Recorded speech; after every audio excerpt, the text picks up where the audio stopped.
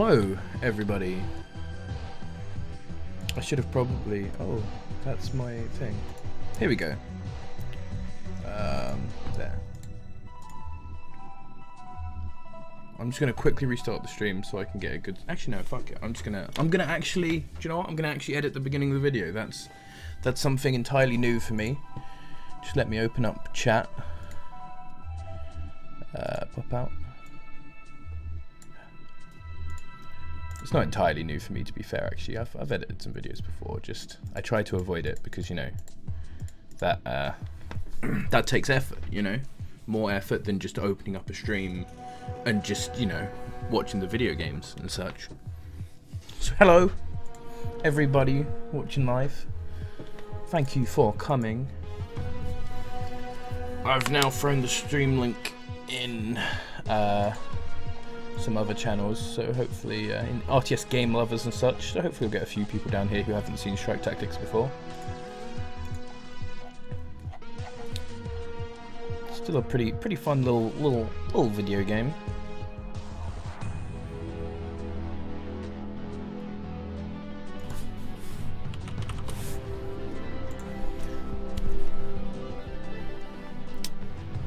So this is the bracket. I'll do a little YouTube intro as soon as your boy Shin X has. He says it will be about 6 minutes until the first game.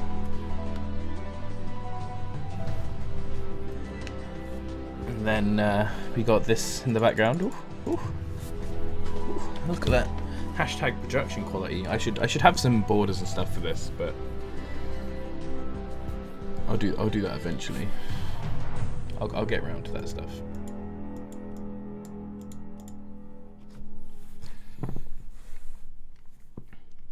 Streaming this sort of stuff is when you realise that you really would like to have 3 monitors, because my second screen is a mess right now.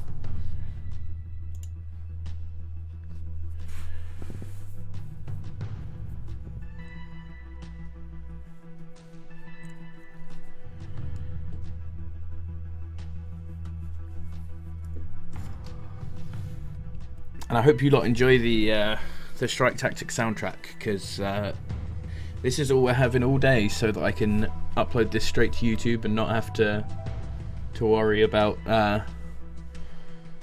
getting blocked for my music tastes.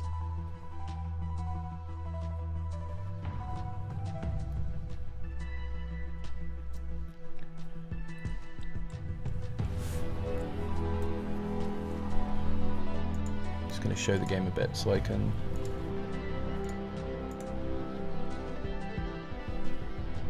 look around. Everything is good.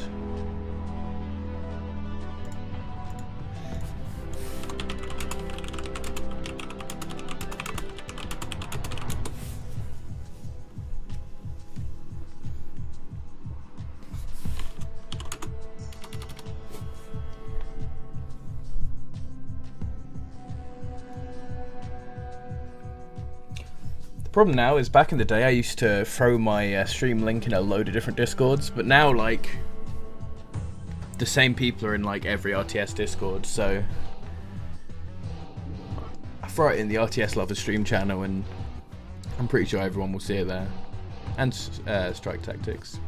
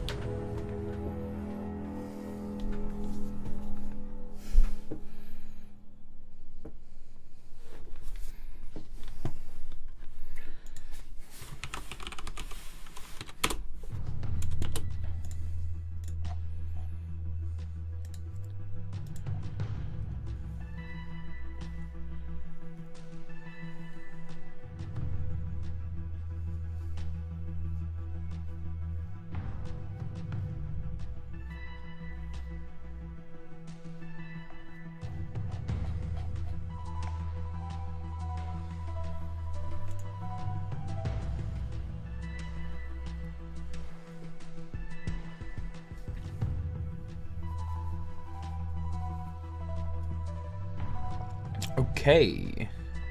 Looks like we're coming up on having the first game ready.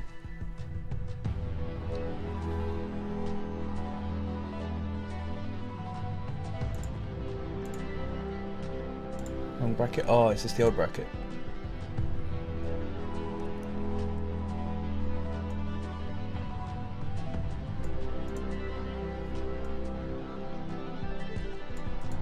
There we go. Ah, yes, there we go. That makes more sense. Unlucky Shine. Oh, this is a much better bracket as well, actually. I'm happy with this. So, hello and welcome to ShinX's Strike Tactics Tournament. This is the first game, and I'm already going to do that just for my sake. This game is between Mental Moose and Dragon Gaming. Yes, I thought this worked good. So Mental Moose is up here in the purple, purple. I'm not that colorblind. Purple. And down here in the bottom left, we have Dragon Gaming, who is in the red. I'm gonna keep flashing this screen up every now and again, both for me to remember the names and because when I did this last time, people asked to have this up more early in the game so people could see who was playing. Oh, bit of a unlucky scout pick there. Scout not getting used much on this side for Mental Moose.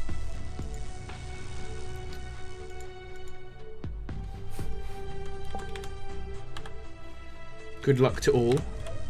The late and elaborate GLHF coming out here from Dragon Gaming. So both players starting with what is pretty much a typical build in this game. Dragon Gaming doing the long-range mining though, and having a little bit of a misclick there with some units in the map. Ooh. Ooh, this looks like it might be a short one to start off, boys. Might be a short one to start off. Mental Moose getting a huge lead there. Taking out 2 mercs immediately.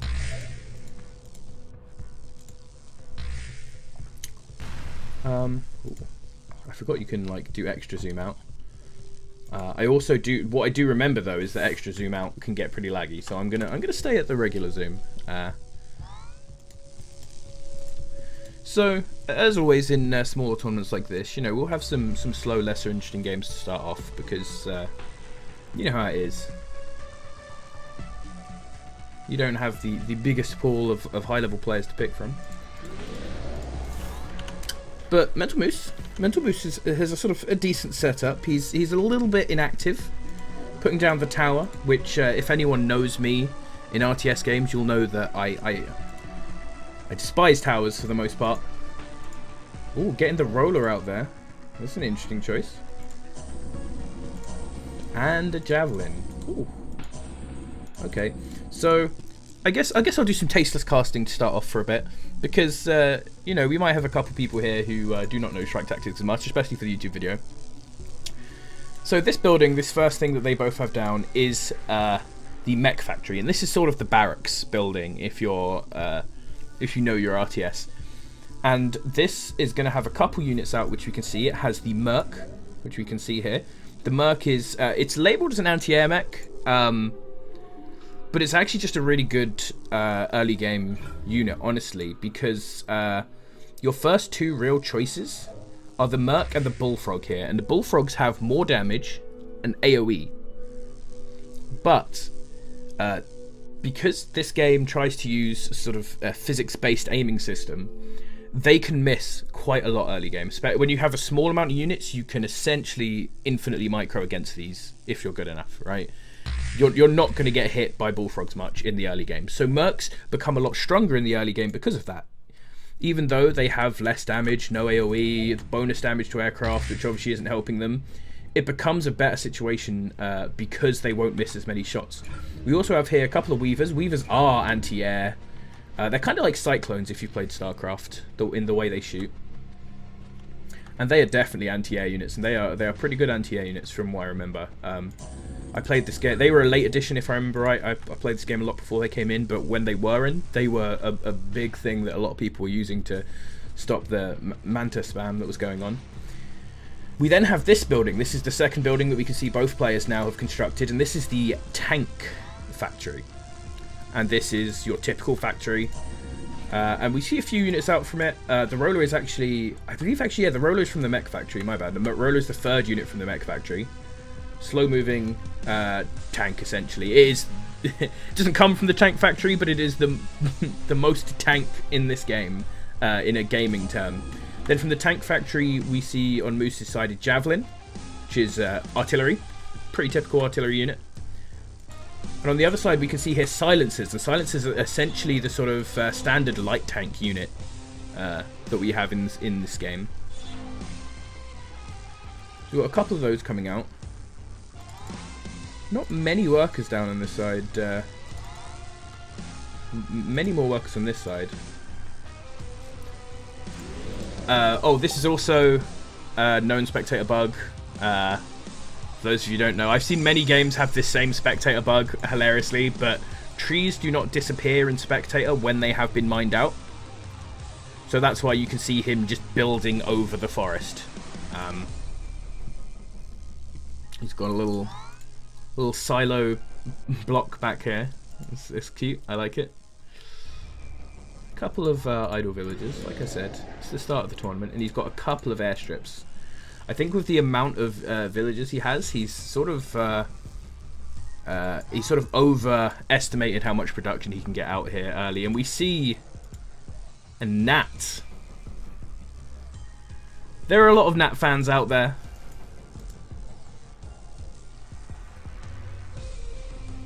I'm making sure I got the right between gnats and peregrine. Gnats are incredibly high damage, but incredibly weak. And they do the sort of typical, I think it's Command & Conquer style aircraft flying, where as you can see they're sort of landed now, and they sort of have a slow lift off, and then they don't hover like a lot of aircraft in RTS games. They do like strafing runs. So they're quite hard to control in a useful way, and they're really easy to micro against. Because you just have to, if you have Manta, for example, you just have to pull them backwards along the route of the strafe.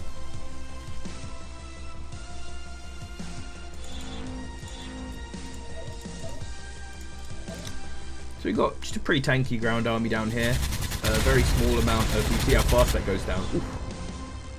Yeah, with a couple of mercs, one of those will not go well. But it was a scouting trip. It was a scouting trip. He only sent one. So I'm going to confidently say that was a scouting trip. And he's seen what his opponent has.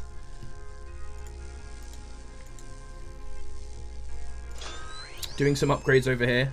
You can see the weird spinny jig on top of that, which has always amused me. The way it twirls around. I can't think of any realistic reason why it would need to spin like that, but it's fantastic. I love it.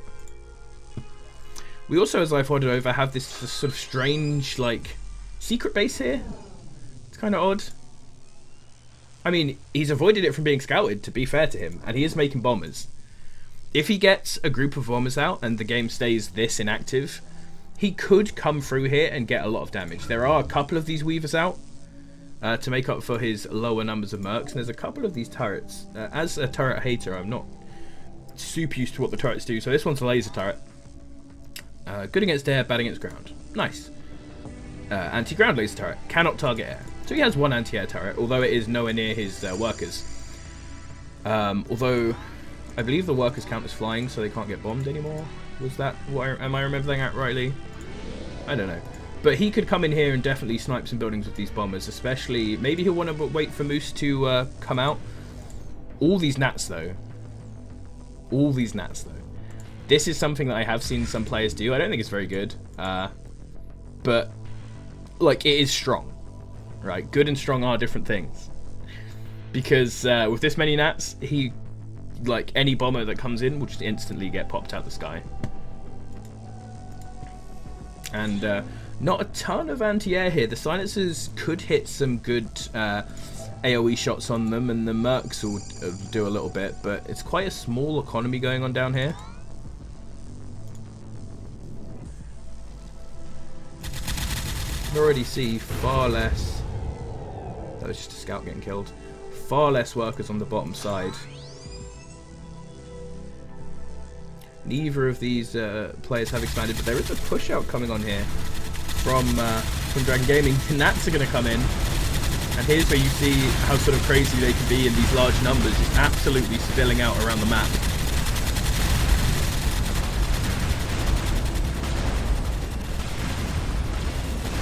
Now, these are going to be doing a lot of damage if they don't get taken out too easily. I'm actually just going to go behind the forces. This is kind of a weird call, but he's actually just jumping the base on the other side of the map. And he is going to kill the base a lot faster.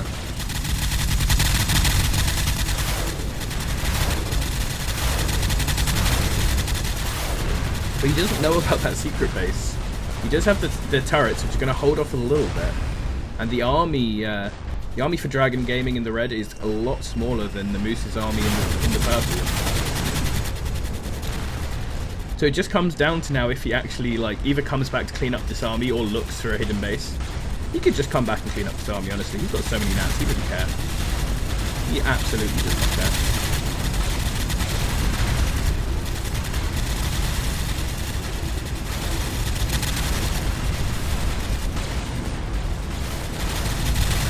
Like I said, a swarm of nats over the whole map.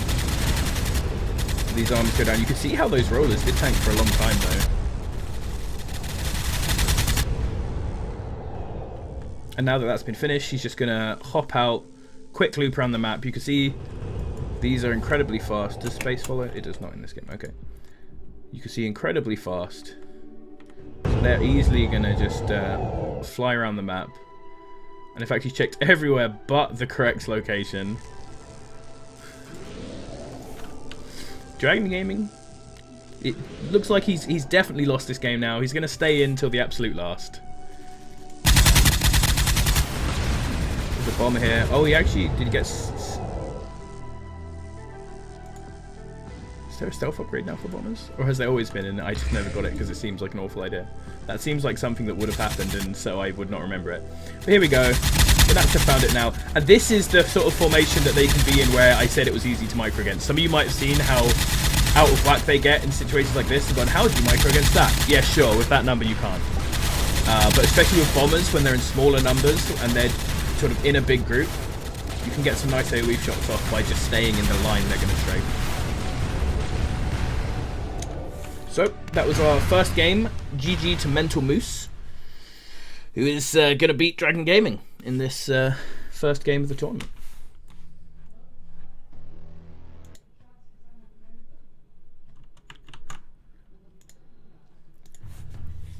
So yeah, we're in the round one, and we've just had the first game between Dragon Gaming and Mental Moose, won by Mental Moose. On my side, the game volume was quite loud. Is that the same for everyone else? I'm gonna just out of sort of fear that it might be, lower it down a bit. But if it wasn't too loud for you guys, someone tell me in chat and I'll boost it back up again.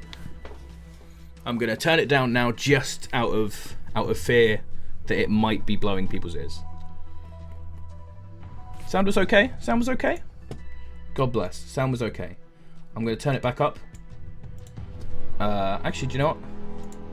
If sound was okay, I'm going to turn the music up a bit as well, because people like the music.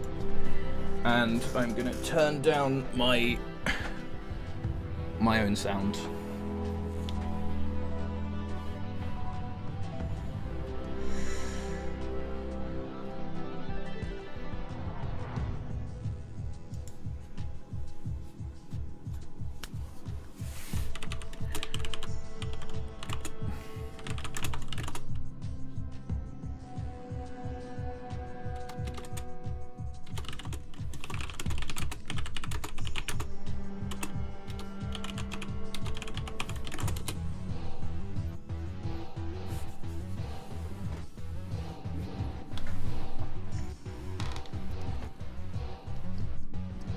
Okay, so Dragon Gaming is Dragon Game is going to be hosting the next game of this best of 5 now.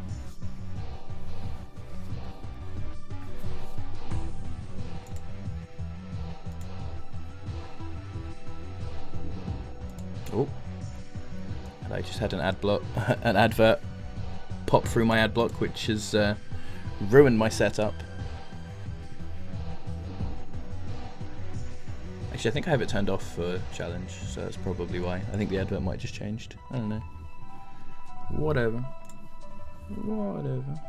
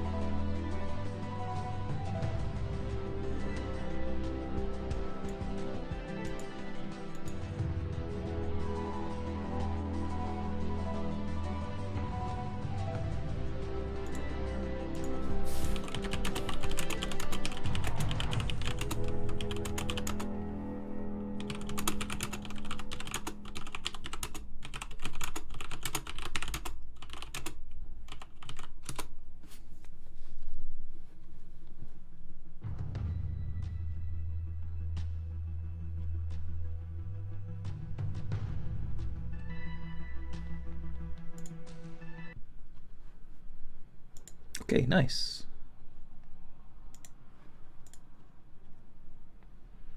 Note, you can zoom out with the mouse wheel as an observer. Ah, see, if I'd read that, I would have known last game, and I would not have been surprised. Okay. Might as well keep this here. No point watching a black screen until the game starts.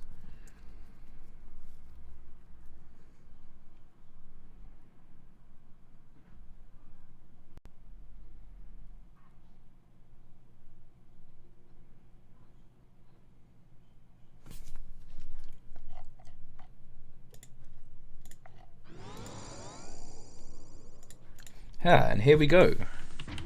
Ready for round 2.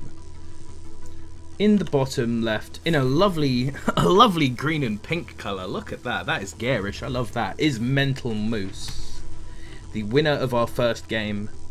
Series point right now.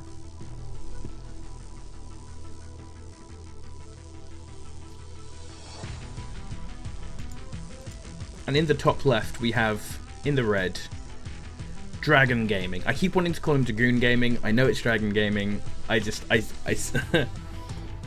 like Dragoons are cool, man. I'm sorry, I'm a Protoss player. What can I say? Once again, there's going to be the slight slowness to put down the silo there. Got a little bit of lag, as you've been seeing. His ping has been a little bit high here. That could be holding up the game slightly. We've got actually an incredibly fast turret coming down from Mental Moose. That's strange.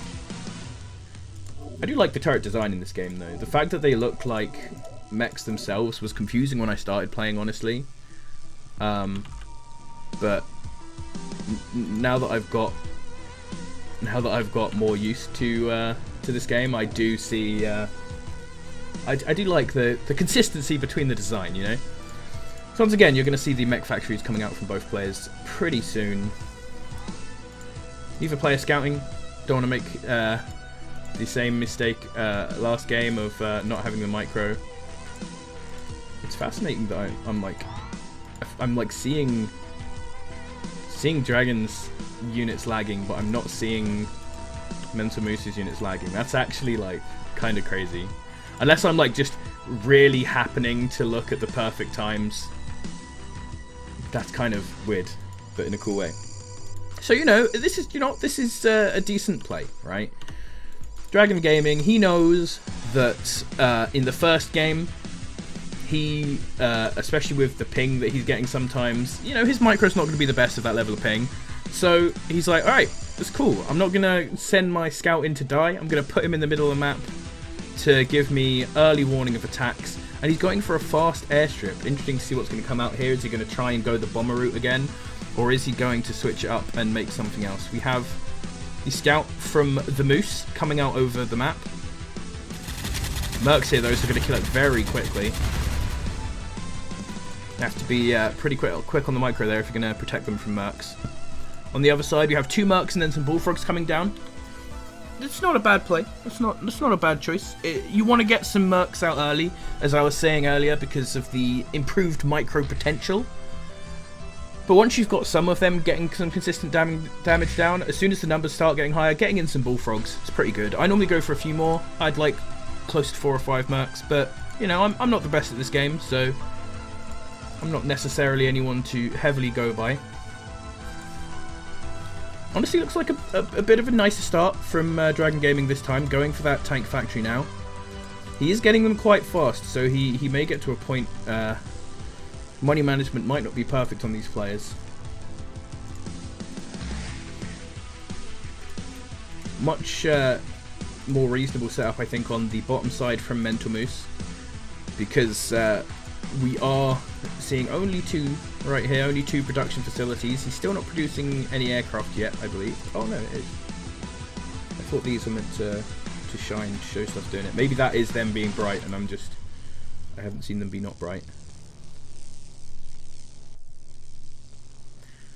So it looks like this is a consistent strategy coming out here from Dragon Gaming. He's going to be putting this little hidden section out here. Now he's got this, I assume he's going to start pumping out some bombers. That was what he made before, if he's just going to go with the same build. Oh, and we have actually a bomber out here on the bottom side from the Moose as well. Interesting choice. Once again, I think slightly over making silos, but, just keeping it safe,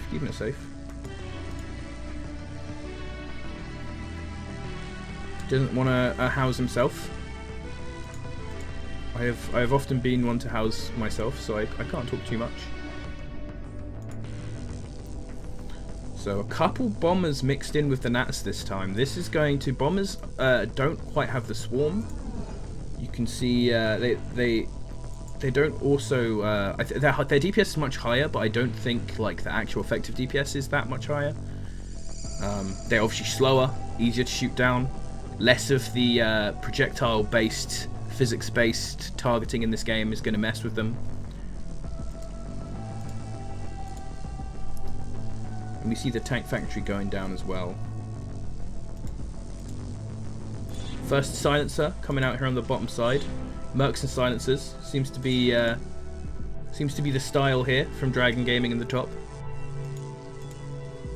And we're still waiting to see what is going to come out of this airstrip.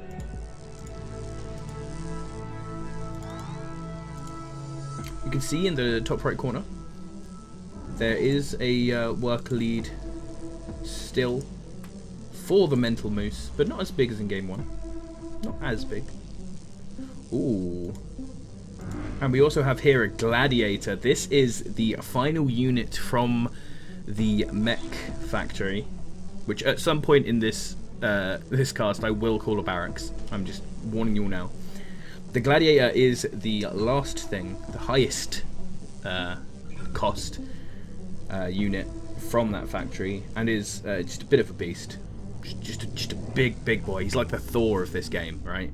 Except like better, right? Better than a Thor, right? And then we've got some Weavers. Weavers are a good idea, especially seeing as last game he knew the Nat spam came in. Weavers are going to be his best chance on the ground to deal with those Nats a little bit. probably going to want to be getting some air himself, and he's actually chosen to go by a Harpy. This is interesting. We've now seen a third unit from the airstrip. That's nice. It's a nice addition.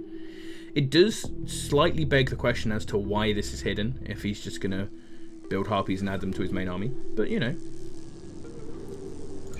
A lot of Weavers coming out. So Harpies are the sort of traditional StarCraft style of air unit. They are the hovering, you know, can stand and shoot sort of thing. Typical movement. And they're just sort of big boys, you know. They're not the biggest boys. They're not capital ships by any means. But they seem like pretty decent. They are like, if any of you know, we haven't seen any Mantas in this game, unfortunately. But if any of you know the famous Strike Tactics Manta, if any of you watched the last tournament, you will definitely know the famous Strike Tactics Manta. Then you will know that the Harpy's sort of like the big boy Manta, you know? A little slower. Basic damage, hovering unit. See the Nats out coming in again. Ooh, a little bit sudden. And we have actually a few Nats out on the side of Dragon Gaming himself. Which, as you can see, is not going to be enough numbers-wise to deal with these. It looks like the production of ground units has just entirely stopped. We have the single Weaver, and it looks like maybe he's pumping out a few more Weavers. Oh, there we go. He is getting some more Bullfrogs, but it looks like for at least a time, looking at the numbers we have here, for at least a time, in order to keep producing Nats and Bombers, he slowed down his ground production. Getting some upgrades. It's good to see both of our players getting upgrades, actually. That is a very nice thing. We have some Stealth Bombers here.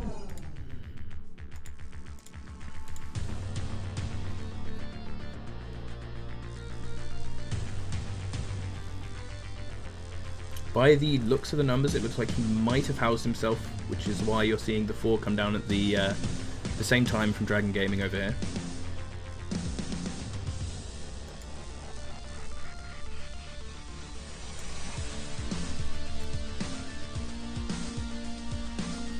I hope this newfound intensity in music is suggesting something about the game livening up a little bit soon.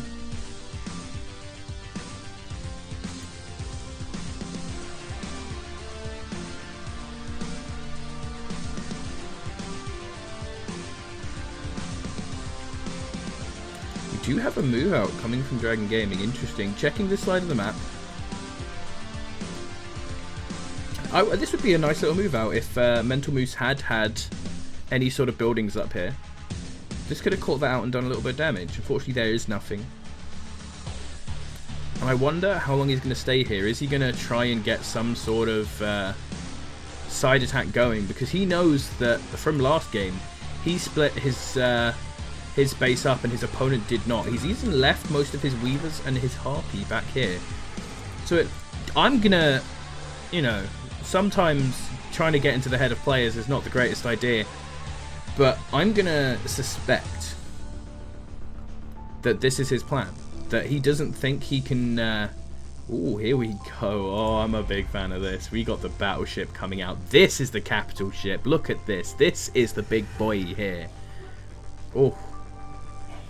He's got these cannons which can fire sideways. He is like proper like naval style battleship. He's so cool. It's the best unit in the game. Don't talk to me about the ion cannon. This is the best unit in the game. The battleship is great. I'm so happy. I'm definitely rooting for Mental Moose now. He's also getting some artillery out there, which is nice. But I think the Dragon doesn't think he can win in a straight up game. Ooh, Master Chief. That's some incredible ping, my friend. He's only an observer, so that's fine. Maybe he's alt-tabbed. That could cause that.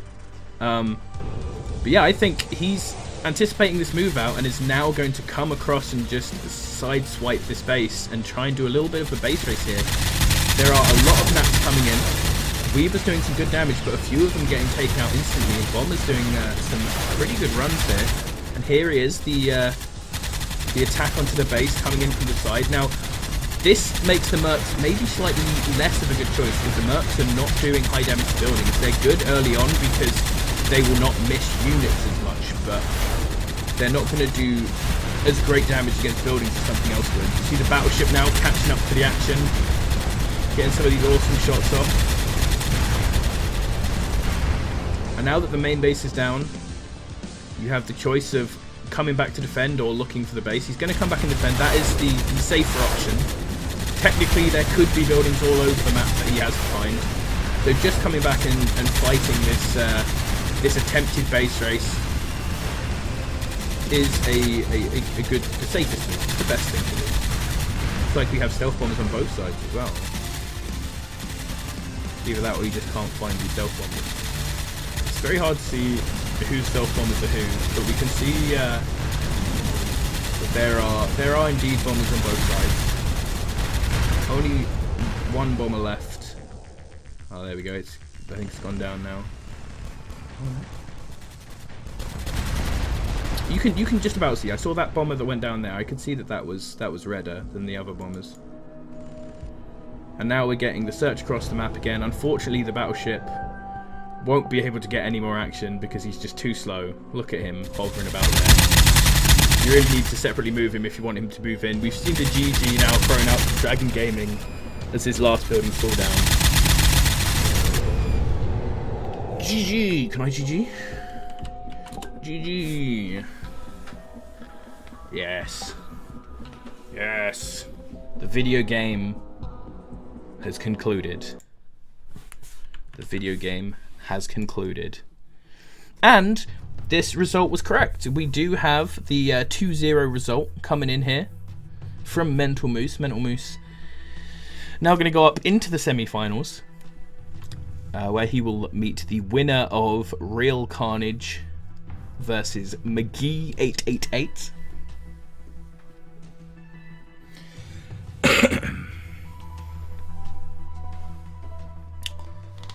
So we will now have to see which game we get next. And you know what? Since I'm gonna be opening up some editing software to take the intro off this, I might as well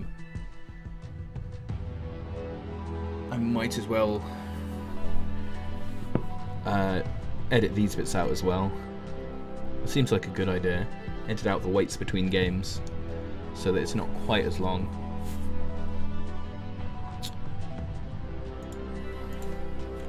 Nice. Everything going smoothly so far? Your boy Shin X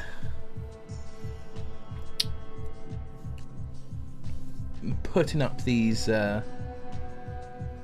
results, getting everything sorted. And the next game will be ShinX versus CG Striker Eureka. I don't know if, I'm pretty sure Striker would have played the last tournament we did on this. I don't know if he did. I think he did. Striker must have played some of these tournaments. Carnage, by the way, for anyone who is watching and does not know, Carnage was the winner of, I believe, the first Strike Tactics Tournament. This is the third one that I have done, the third major one that we've had. And I believe Carnage won the first.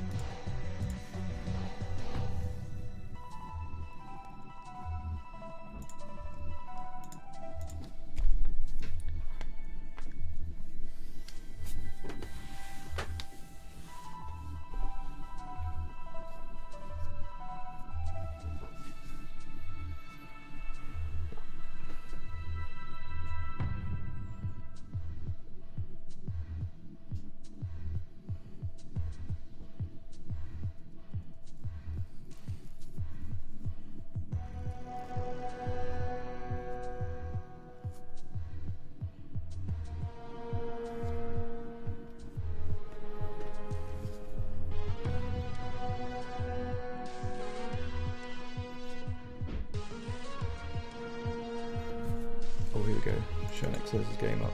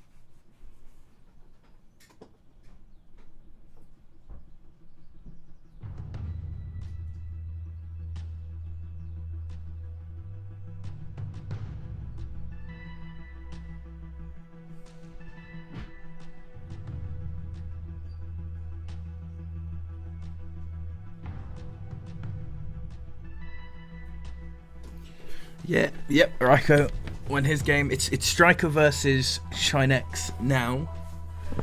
I don't know what the game after that will be, but we will definitely be doing Carnage's game when it comes. We'll be casting all of the games.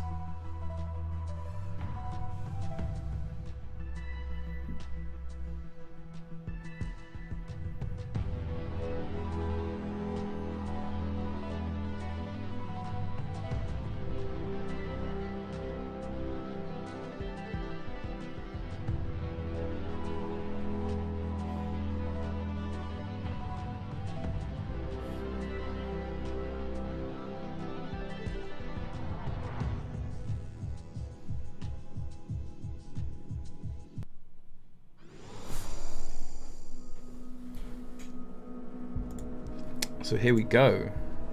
We are into the second set of games in our tournament. In the top right, in the green, we have Striker Eureka.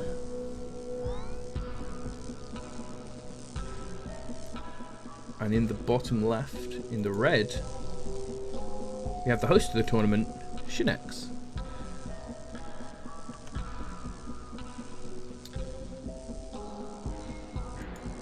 These are pretty capable starts, as you would expect from both these players.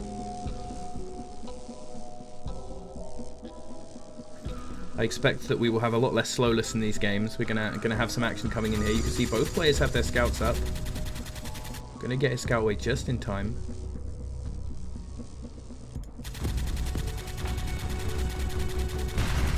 Oof, Strike Eureka gonna lose his scout though. Unfortunate. Both players, as I said before, go in with the Merc openings. This is because the Merc has a much higher accuracy than the Bullfrog, and so it's a lot easier to micro. You can micro against them much less, I guess is the correct way of saying it. You don't really. You sort of reactively micro a lot in this game. So Bullfrogs, you can dodge a lot of their attacks because their projectiles are so slow. Not so true with the Mercs. And you're going to see an aggressive opening coming out from Striker. He's actually going to go for the 2 mech factory, or 2 racks. I was going to try and avoid calling them racks, but I'm going to call them racks. I'm sorry. I'm sorry, Forged, but I'm gonna call them racks. And the tank factory coming out on the other side.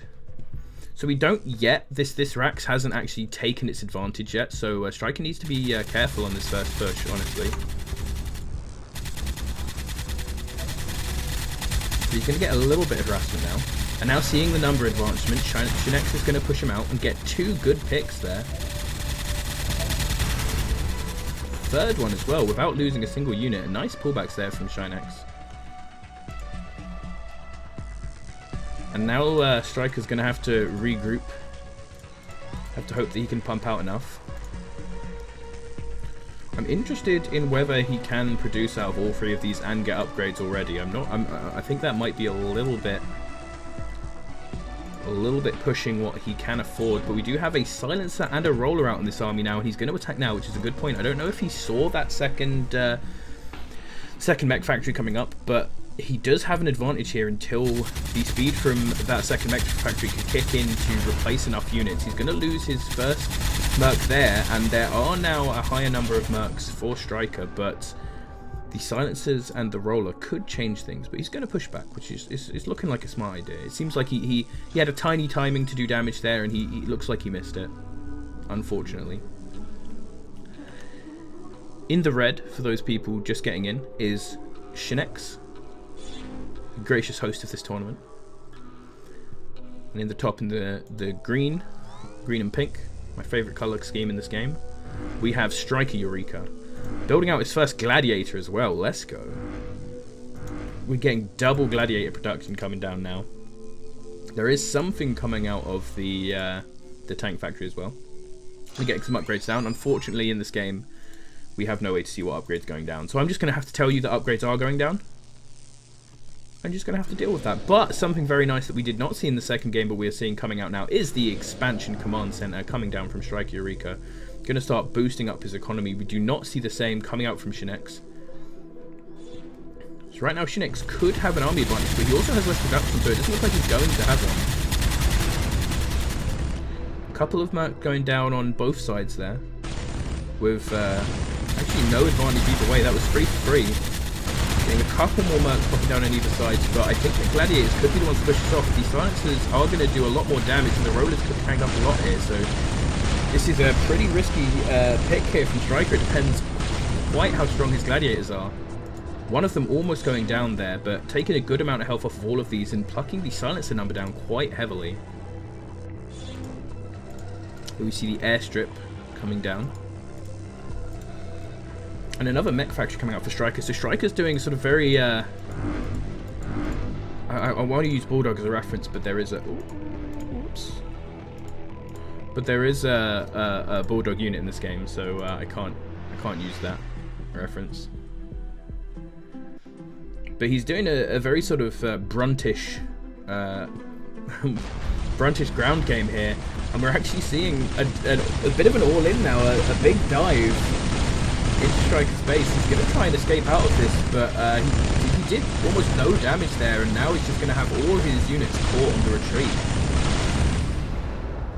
That was not good.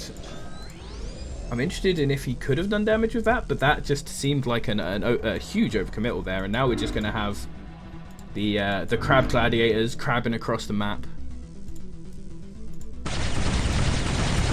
And now he has the air, which is really good in this game, but he doesn't quite have, it looks like, what it takes to defend here. That move was just a bit too audacious, and it looks like he's going to get taken out because of it.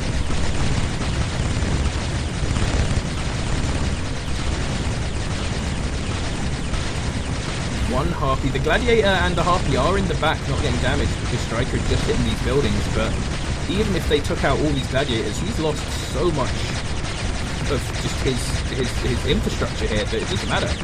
He's going to chase these last few Gladiators away, but that's still pretty much game over. I mean, because of the silos, it's not as much of an economy hit in a way to lose a command center, because he is still just given into these AoE style storages, but it's an awful position to build it, by the way. Please don't build it there.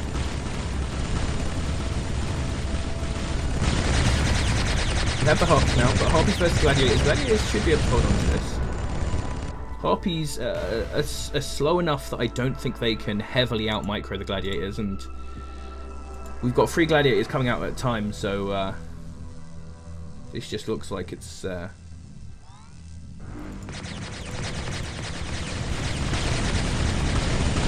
to be pretty conclusive here. So many Gladiators coming in. That was a much better place to build the CC. I'm happy we moved it from where he was. But now the Harpies, again, like, they just don't kill these Gladiators fast enough to really do anything. They are managing to dodge a lot of the shots. Like, sort of not quite deciding what he's going to do, where he's going to hit.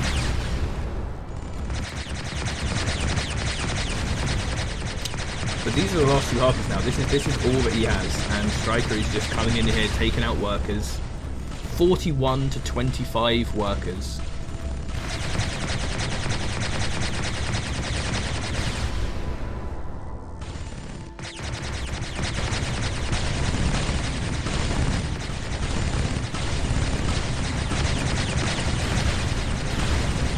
Yeah, they are just, it looks like the Harpies are just fast enough to dodge most of the Gladiator shots, but they will both end up going down. Using a bit of the target firing can clear them out pretty easily. And we have this one Demolisher. This is actually another unit that we haven't seen yet this tournament. This is the heavy tank, but it's not going to be enough with how many Gladiators there are. ShinX throwing out the GG and the surrender, and that's game 1 going over to Striker. I'll hover it on the score screen for a little bit.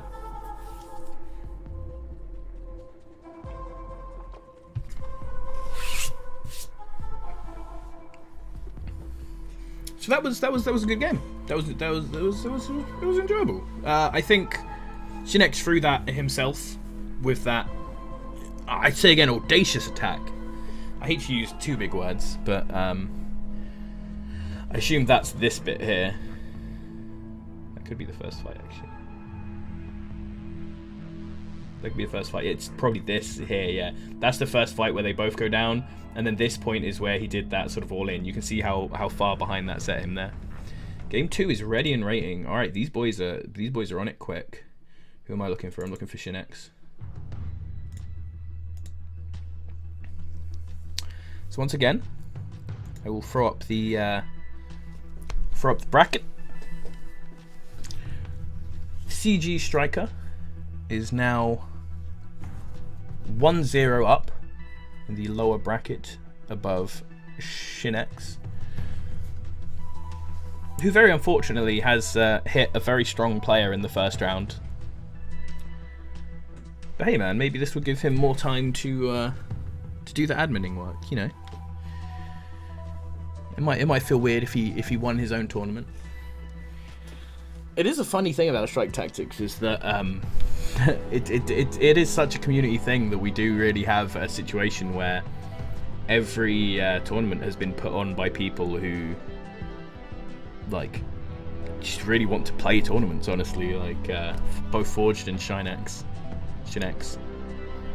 I feel like it should be Shin X, but there's not an E, and I keep saying it as if there's an E, but there's not an E.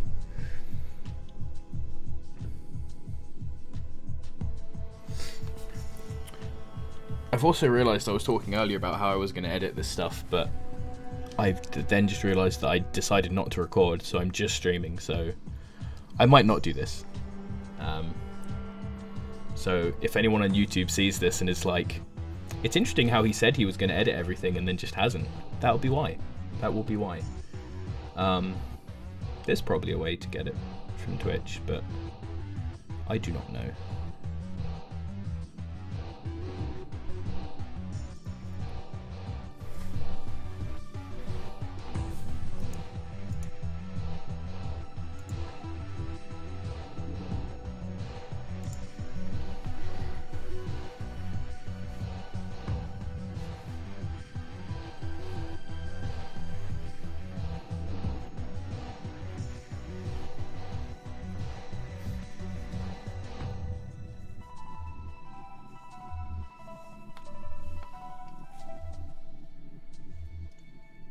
Striker has just has requested a quick break, so he will be back soon.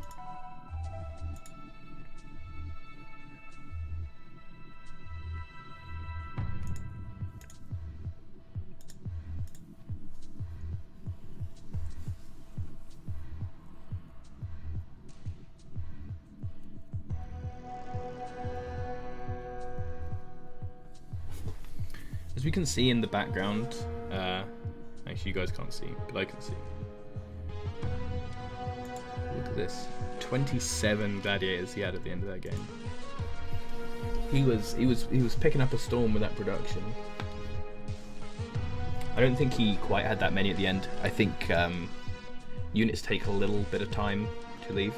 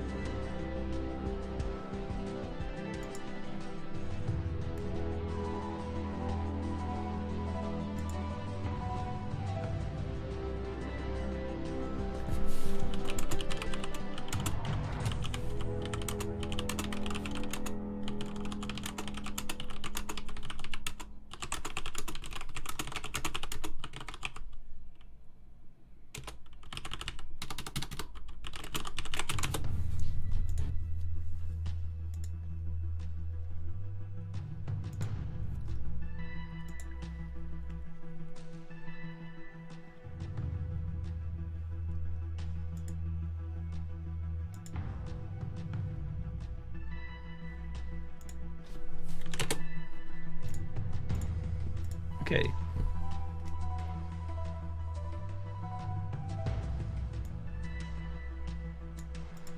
Dragons and Mental game was finished. Mental Moose won 2-0.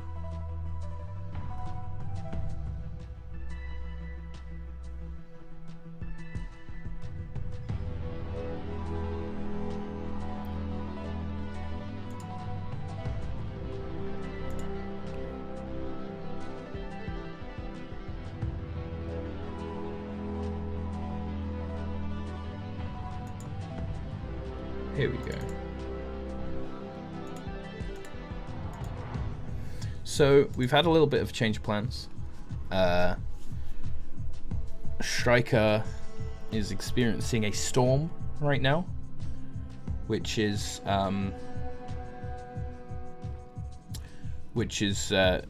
messing up his internet a little bit. So I believe we are going to do MasterChef.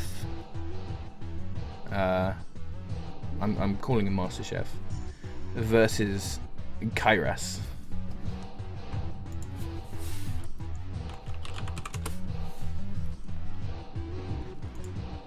I won't. That's too mean. I can't call him the wrong name for the whole thing. I want to call him MasterChef, but.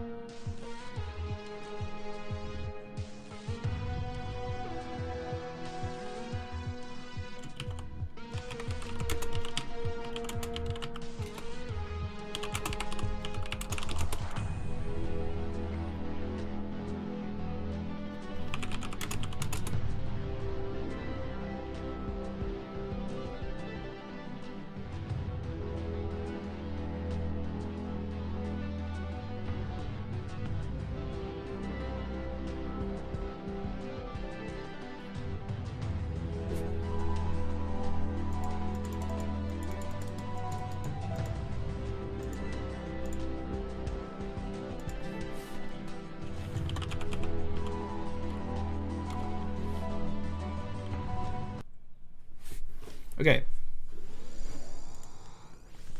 Our player wanted a different color, but we couldn't get it to work. But here we go on an incredibly strange map. In this tournament, players roll a dice, or I guess the admin, ShinX rolls a dice for who picks the map.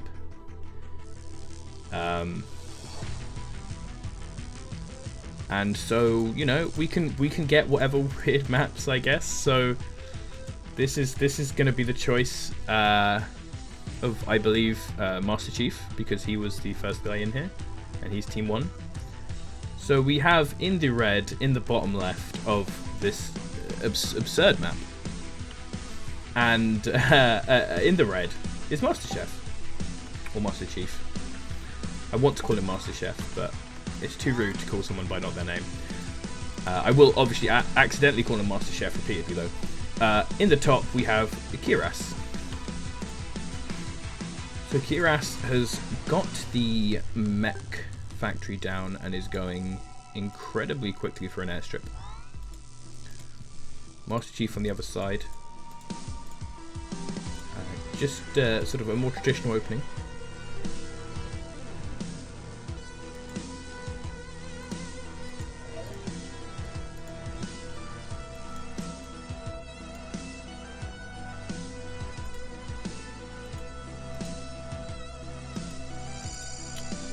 good to see that we have some scouting coming out here. Kiras is hovering his boy around, and he's going to keep it alive from this Merc. That's quite nice.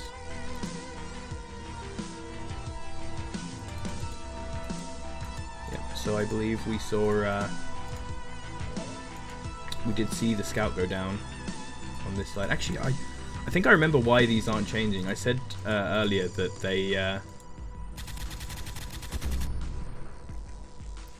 they haven't been changing accurately, but I think that's wrong. I think these are actually meant to be all game, but then I can click on them to show the difference. So you can see the work league there coming out for Kairas. Kairas is waddling some mercs through this map.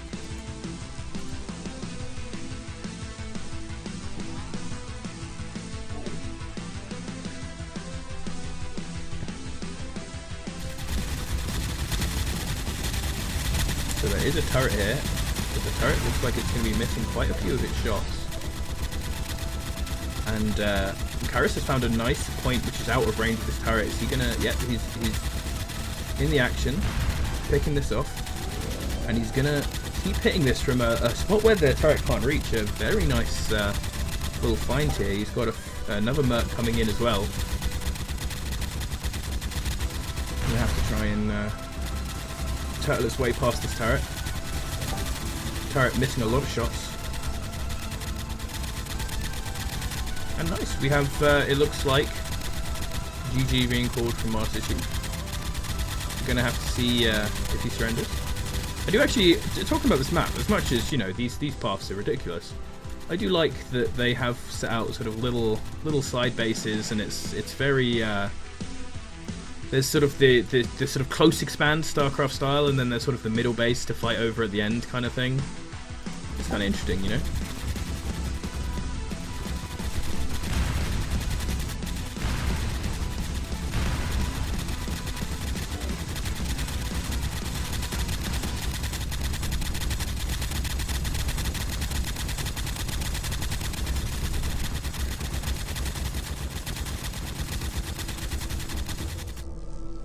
Oh, here we go. I like this guy. Oh. Kiras, you're my new favourite player in the tournament. Let's go. We have the Manta coming out. I'm not sure he had the most efficient build for getting there, but he's got a good silo placement. He's going for the expand. He's doing some smart stuff. He controlled his mercs smartly at the beginning of the game, and now he has a load of Manta coming out, which is just going to obliterate all these workers.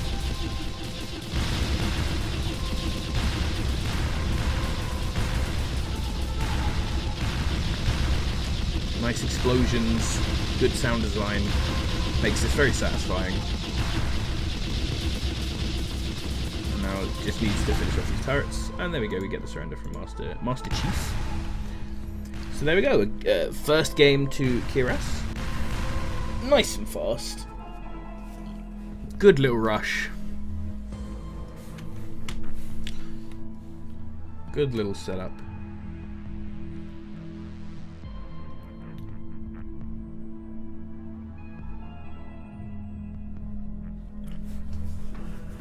Why do I have Kanye as my profile picture, by the way? Why not? Why not? Kanye's as good a meme as any other meme that I would throw up there.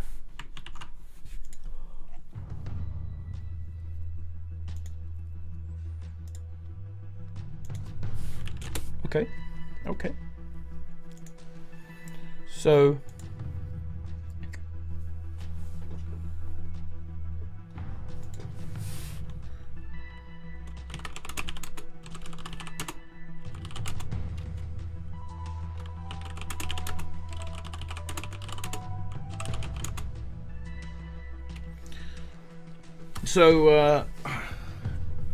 Strike Eureka's internet is back, so we're gonna hop back into their series, and as long as internet holds up, finish this off. It should be good. It was a storm, so.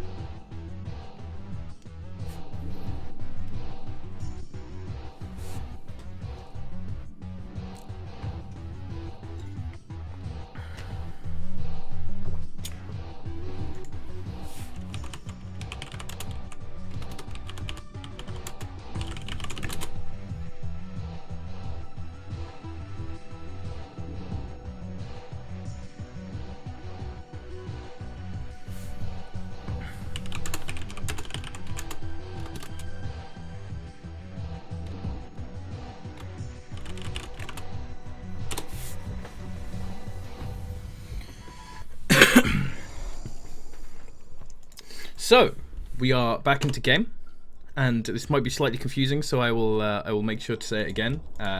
We are back into Shin X versus Striker Eureka, because Striker Eureka's internet is back after the storm, and so we can play another game. And if any of you are newer to Strike Tactics, I stopped there because I thought I was accidentally saying Strike Eureka, but no, they both words start the same. These are good players to the best players we've had so far in the tournament to check out for builds of sort of things to do. Kiras was quite good as well. Maybe a bit too fast. Maybe the build wasn't good, but the idea was good. So we're gonna have to see some scout micro here coming out soon. See who runs away. Striker Eureka is in the green. Shin X is in the red and is about to lose. Oh no! Ooh! Ah, he almost got away. Sliver of health. You see, this is why you get mercs first. If that was Bullfrog, he would have escaped because the shots would have just missed as he ran away. So we're back, and we can see here there is a build divergence. Both of these are probably good builds to do on the ladder. Striker's build might not be the best for new players, since I believe you will have to keep up a good bit of economy. But if you're just being diligent about keeping your command center spinning, this is definitely a good way to go. It will get you a lot of wins as a newer player, being a bit aggressive with this. The one thing to remember, which Striker didn't do the best thing of last game, is that you can see that right now on one factory, Shin X is actually ahead right now. He's ahead on mercs. So if you're going to attack now, you need to be very careful, right? He's seen the merc numbers here, so he knows how many there are. And there is one more than him. Now soon, with a little bit more time, having two production facilities, the advantage of that will kick in, but the advantage of things like this takes a little while to get going.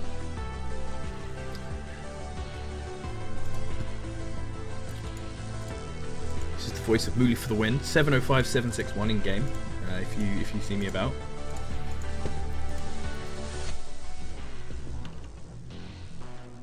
And a little bit of a push out now. He still does not have a big advantage in mercs right now. This might be a downside of this build, actually, is that he hasn't got enough of a merc advantage. Shin X had mercs coming out faster, and now has the tank factory out faster as well. So this is a good little setup. Good little setup for them both. Ooh, so there is going to be the ability for Striker to dodge some of the fire from the silencer and the roller, but the roller is going to tank an incredible amount here. Absolutely incredible amount. And going for upgrades before more units means that Striker isn't going to have anything out, and it looks like this is just a bit of a build loss here, unfortunately. Shin X noticed that he could take advantage of this build if Striker was doing the same build, and has now done quite a bit of damage. Now he does want to be careful, because if you are sitting attacking buildings, and as Striker has these mercs behind and you're getting attacked from there, he's going to try and dive in on this tank down here, on this silencer. But he's not going to be able to get it. He's getting a lot of misses here, and this is actually weighing down his army. He's very smart. Keeping the mercs behind the buildings like this is very good, because while your enemy is trying to fight them, the AI will be hitting a lot of random bits of buildings and whatnot. So Striker there using the defender's advantage pretty well. He does have his free production setup going now. And the armies have settled down a bit to about equal sizes. Actually, with, I believe, this is like, yeah, this is, they're stacked a little bit here. So this is actually 5 mercs back here. It's more than it looks like. So there's actually a good setup there, although it looks like he's got these mercs stuck. That's really sad. That's really sad. He might have to pop his own silo here. I guess eventually these trees will get cut down on this side and he can move out there. But this is unfortunate. He can get a nice little siege line here that can hit the command center of Striker, and that's quite a big loss. That's a lot of money that he's going to have to spend on making a new one. And that's slowing down... And he's slowing down the production. Now they're at the same amount of workers, but that's not going to be for long now. As soon as the first worker comes out here, there's going to be an advantage for Shin X and the workers, and it looks like Striker pushing out. Perhaps we'll see him go across the map. He might feel like he needs to get some sort of advantage here, but the army for Shin X is looking really good right now. Some production might have to be skipped out on here in order to keep this going, but he's actually double expanded, which I think is a really nice reply to this. Shin X may think he's ahead at this point, because, I mean, you just took out a command center. Why wouldn't you be ahead, right? But he may not be as ahead as he thinks if these get to pumping out enough of a response. He's going to put down the third mech factory again, as with last game. And I expect that we're going to start seeing him really pumping out gladiators again. Just trying to get that big tanky army.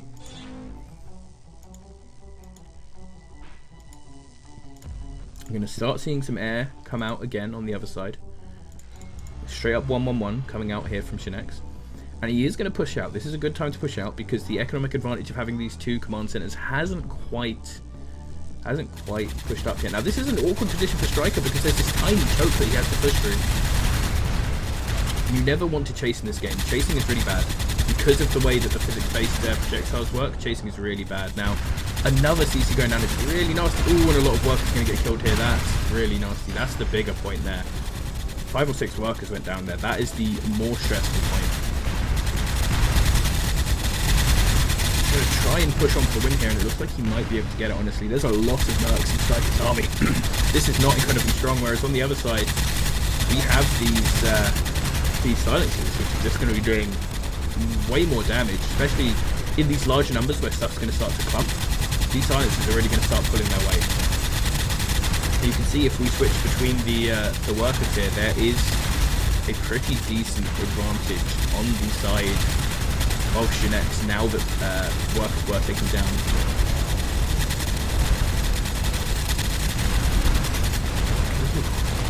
Defender's advantage is kicking in a good amount, and the problem is though, defender's advantage will make you win some of these fights that it just looks like you should, because you're spending so much of your DPS hitting buildings.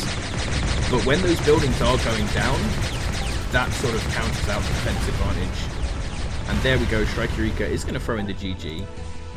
Solid comeback in this series here from Shin X. Solid comeback.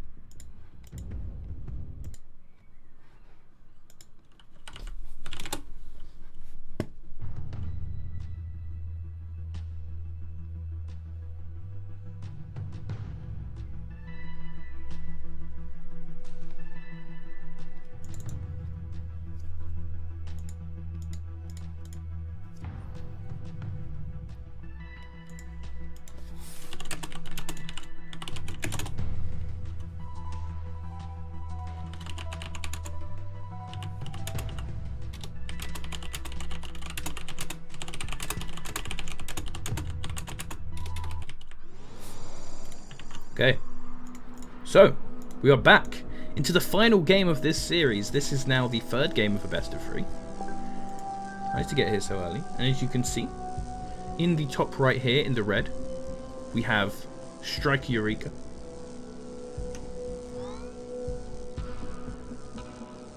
And in the bottom left here, with a lot more workers on his factory, we have Shin X. So that's an interesting thing to look at. I wasn't sure what the thing that really changed those builds is, but I hope Striker watches this back as a sort of a replay, a sort of a non-automated replay, because I believe this is showing an interesting point to why in the second game this build did not work in the way Striker was hoping it to. Because 5 units were put onto this finished a lot faster than this, which means that getting this down afterwards doesn't give as much of an advantage as you think of. Now, I don't know why these two hit. Oh, baby. He's going to rush. He's just going for the rush. He has the faster mech factory down, and he's going to use that to just get in here. Now, this is where you're going to see the interesting micro battle between mercs and bulldogs. Now, we've seen the first merc go down, and he really wants to stop that turret going down. But you can see that this bulldog's just hitting nothing. This bulldog hasn't been able to hit a single shot. He's hit some shots against the building, which is really what they're good for. And now this turret has gone up. He's going to focus on getting these workers down first, which is a good decision as long as he can take us down. This turret is just going to rush down his base, and this is doing a lot of damage. I think he'll be able to save his building. I can shift quick work. He's good. Oh, last merc is just going to make it fast enough, I think. Wow. Wow. So that is a powerful rush coming out here from ShinX. That is a powerful rush coming out from ShinX. But now, do I think the bulldog was a bad decision? Not necessarily, because in early rushes like this, you only want a couple mercs and then the bulldogs to deal damage to the buildings. But personally, I think he should have got a couple more mercs at least to sort of gain control of the area. Because at first, it's going to be mercs fighting mercs while his mercs try to stop your turret going up, as we saw. And in that situation, the bulldog can just be out-microed so heavily by those mercs. Which is what happened. So now we have another interesting setup where we were talking about this advantage, right? Putting 5 workers onto this early and delaying his first silo so much. Bad for your economy as it seems. It means that he has mercs out fast enough that this double mech factory doesn't hit fast enough to get to him before he has his tank factory down. Which seems like a really good advantage that he has in this setup. But now he's lost his early setup. He put his economy even further behind. It doesn't look like as big a setup now. Some good focus firing coming down here from Striker. Striker needs to focus fire these mercs down because he's not going to take down this rollerball. He wants to get the DPS of the mercs away as much as possible before he starts hitting the roller. A little bit of desync between us and the game there. Let's just spectate a desync. For their game, that would have looked a lot more normal. There would have been a lot less of these firing at the ground. But he's rebuilding the mech factory. Tank factory still out there. And a couple workers have died on either side, so we can see even though it says there are more blue workers, that's overall in the game. So there are actually more red workers out because a couple of these red workers died. He lost his command center, so that's the 1 worker, and then he dropped 2 workers, so it evens out to 1 worker ahead. We have the first gladiator out here. Okay, this is the power spike for ShinX here, right? ShinX has an advantage here because there is only this single gladiator that looks like it's trapped again, and this merc. That is unlucky. Badsy City there. From Striker really getting in the way of doing things. But he has this defensive gladiator now, like a turret. They look like the turrets, so you know they're sort of the same thing. As this wood starts to get cleared, he will get out. Oh, he can get out. Oh, they can just turtle around the side. Nice. Nice. Good job. So we have ShinX retreating now. So ShinX is now getting into a bad position. That was his chance to get a little bit done. Hilariously, actually, if he got what he wanted done, which was destroying that tank factory, it would have actually helped Striker because it would have got his units out quicker to get into the fight. But now is where Striker's build really starts to power up. We could see him probably putting down a 3rd mech factory soon. And starting to just pump out a lot of gladiators. Right now the army value still looks a little bit on the side of ShinX because of the roller and these silencers. But as soon as a couple more rounds of gladiators get popped out of here, Striker is going to have a really quite powerful force, unless something comes out here for ShinX. So we're going to have to see what he does, because normally at this point in his build, he seems to like throwing down the airstrip to get that out. Airstrip normally a really good thing to do. Getting some airstrips out early could also allow him to harass a lot of this, but it's a little bit late. You can even see the little defensive merc there to stop him being entirely defenseless from a mantra attack. So it looks like he's going to want to try. He's trying to stay on the silencers and use the silencer merc composition with a roller as the way to defeat these gladiators. We can see they never want to chase, and this is why. These gladiators managed to avoid a lot of damage. They did take some straight hits because the silencers and mercs are pretty good for accuracy. And here we see a second command center coming out from ShinX. He's gonna have to be careful because he needs to do something, I think, to really equal this army in power. As he's saying 5 are struck, he actually got them out. Never mind. I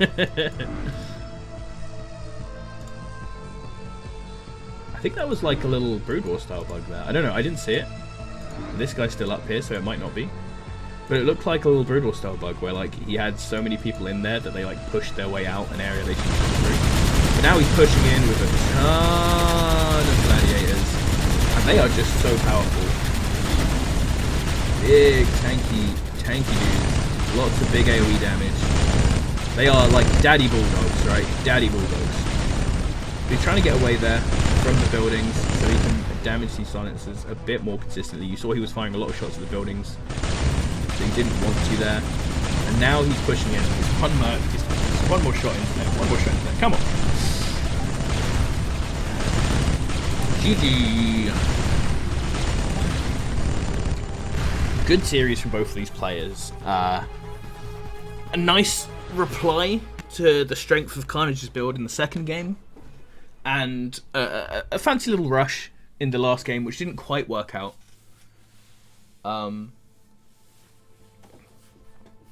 Probably was a bad idea overall because it did fall into... it made him weaker in the weak point of Striker's build. But it was a nice thing to try. It's always good to try those sort of things, try to maybe throw someone off.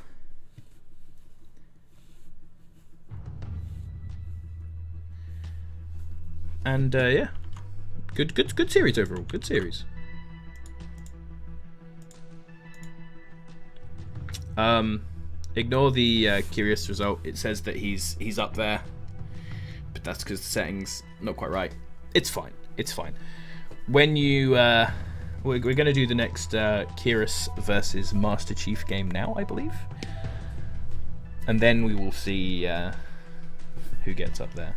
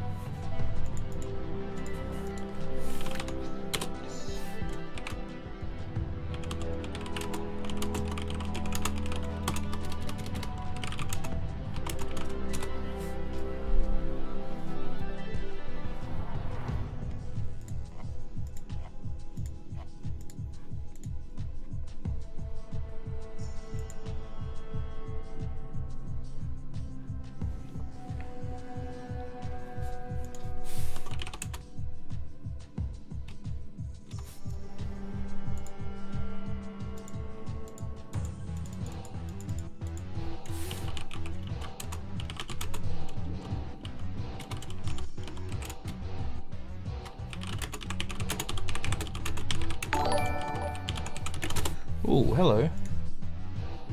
Got a thank you, MadDragon88, for following. My this monitor capture is too high.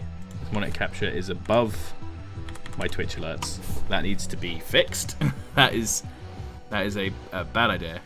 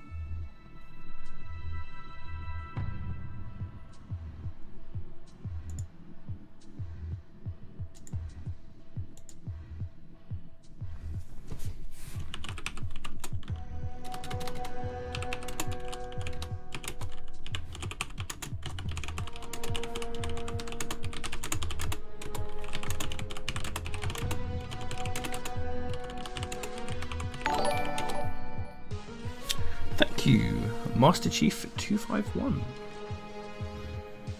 I do. If you do follow this channel, I do a lot of other non-RTS streams as well as a lot of other RTS stuff. There are a couple new RTS games coming out that I'm going to hope to cover. Assuming they have replays, God, please, replays in Observer mode. Empires Apart, if that gets any stuff going, I'll be throwing out some content on that.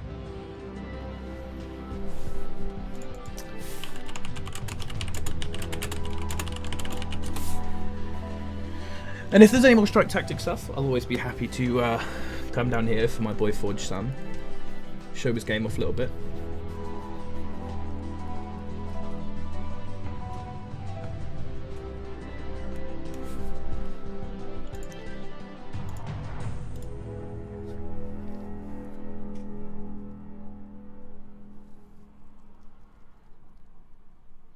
Okay, we're gonna have a little bit of a break here. Master Chief is just gonna restart his internet quickly.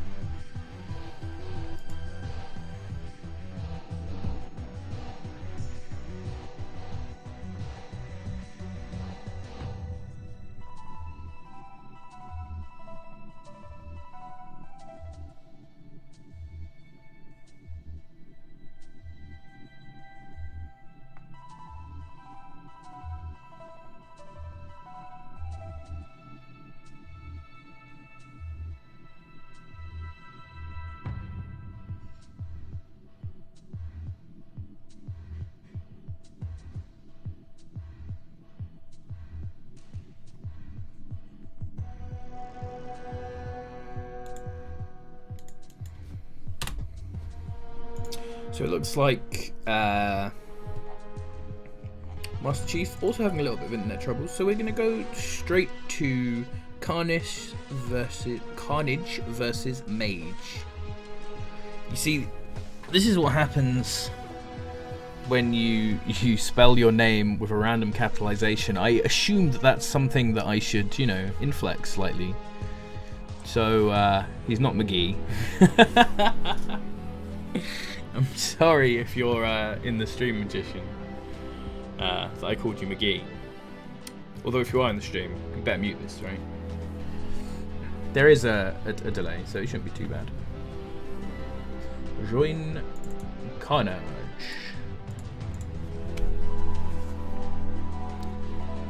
So, to reiterate, for anyone wondering, we are now moving into the top match on this bracket, Mage versus Carnage. And the winner of this match will go up to face Mental Moose in the top semi-finals.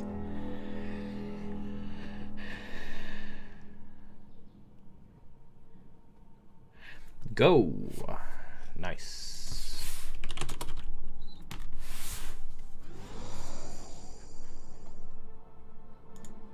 So, we are into this one. In the top right, we have Magician. And in the bottom left, look at that camera placement. It's almost as if I'm a professional. Let's go.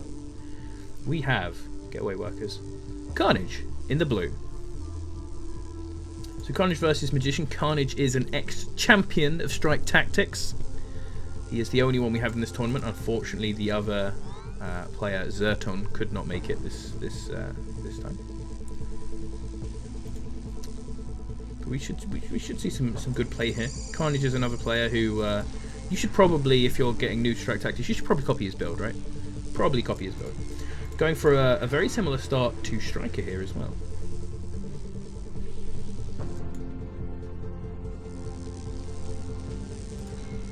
And we see Magician doing the same. It looks like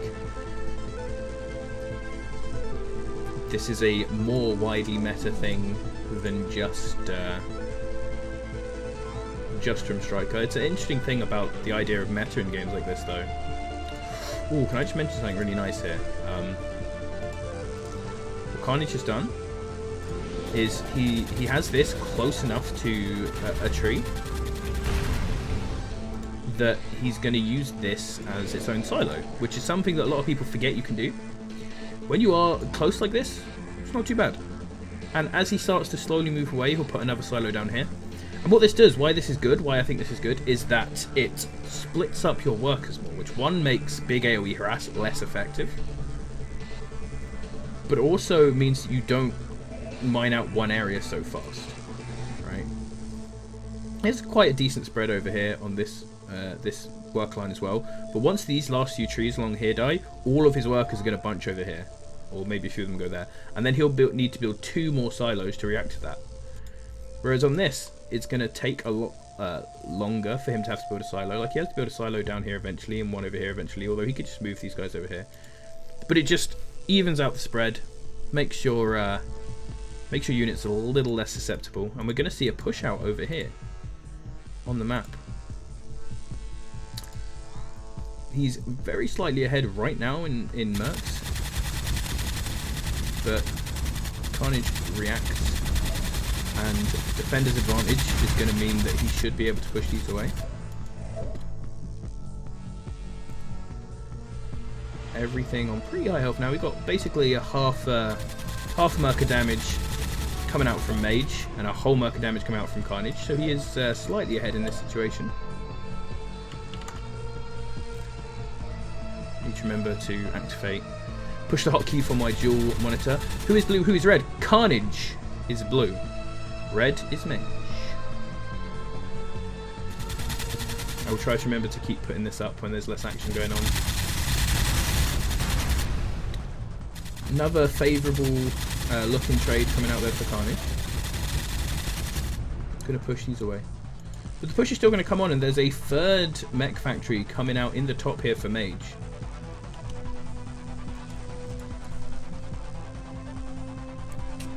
But then we have the tank factory coming out with the silencers for Carnage.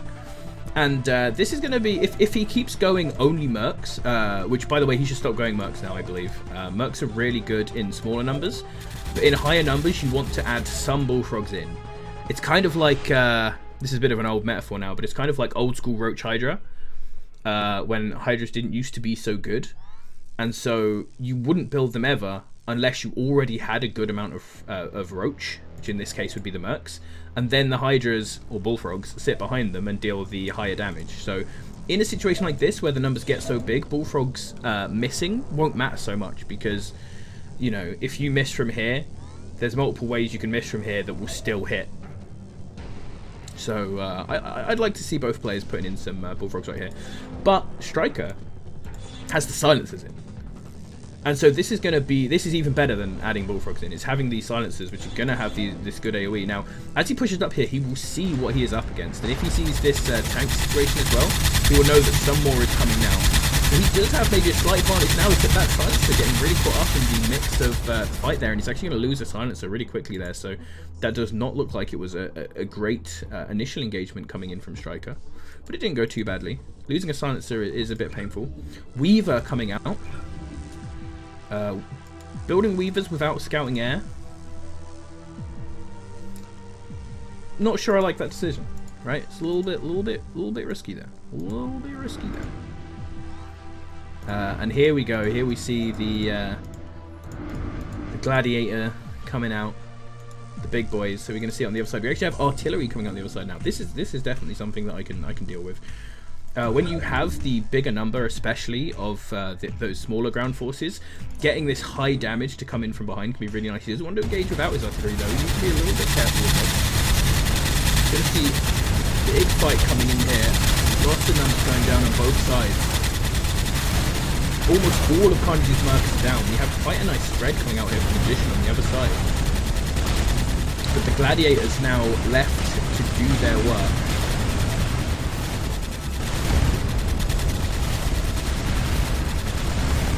And you can see that power, what left behind is what won him the game, right? He lost his mercs first. There were more works on the other side, but having those gladiators along with the silencers down there really just made his army more impactful than the army of Magician. Good game though, good game. Well played by both players. It was just a slight build and composition advantage that really threw Carnage over the edge there. And that was a good first game. It was quick. It was action-packed. People were doing stuff. These players, both good players. I like them. Let's go. Let's move on to the next match of the video game.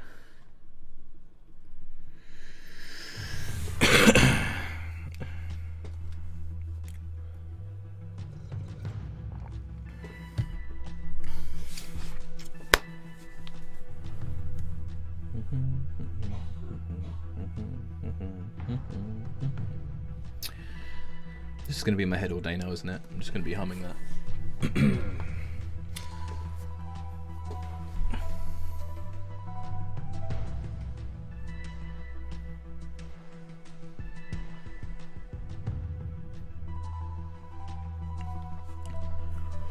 So we are waiting a little bit on Carnage here. But he's just said okay in chat as he said that. So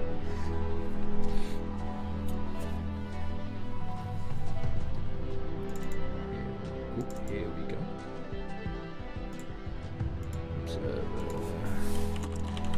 Yeah, Carnage is on point. Carnage is kicking the guests before I even need to say. Let's get him out of there.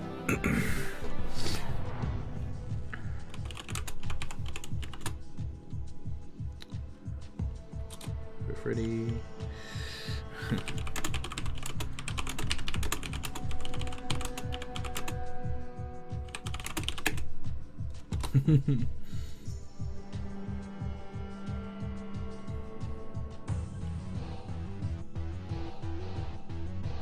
Oh.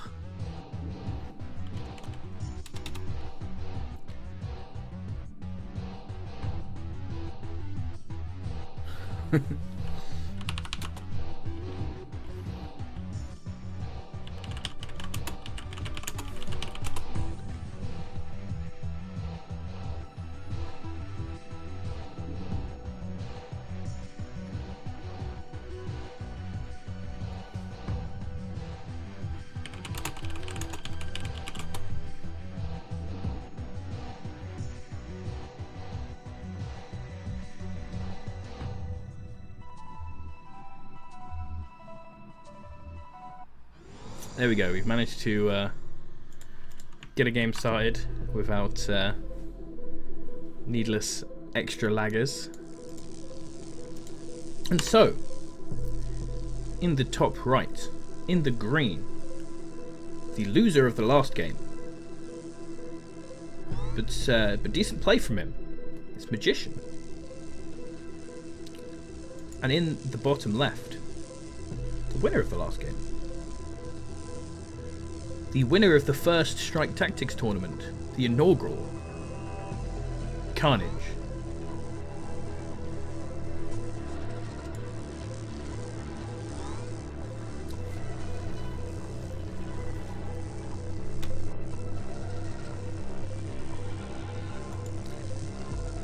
If Forge is watching, this is probably something he won't change because it would be needless work. As an observer, I'd probably prefer this up here so I can leave it up for the whole game. Although as a player, I want to say I really like having this here because when I'm in game, I can check stuff like this. It's right in my eye line already. So we just got a Merc here, gonna chase away a scout. The Mercs do still miss a little bit, I believe, versus stuff like scouts. Carnage leaving his scout just out on the map so he can dive in a little bit later for a check. We have very slightly faster second mech factory down here for Carnage. The scout gives a good view of everything. Does not get out alive, unfortunately. Nice little triple bounce there though. Boom, bounce, donk. And the tank factory. The tank factory going down very quickly. Not going to make the same play he did last game. Also has put out the ore silo quite early. Interesting choice to go for this ore silo rather than taking the safer ore silo towards the back, where you could also have a W silo. Carnage has pretty nice setup. His base spawned right on an ore silo, on an ore patch, so he doesn't even need a silo for that. And we have the tank coming down slightly later.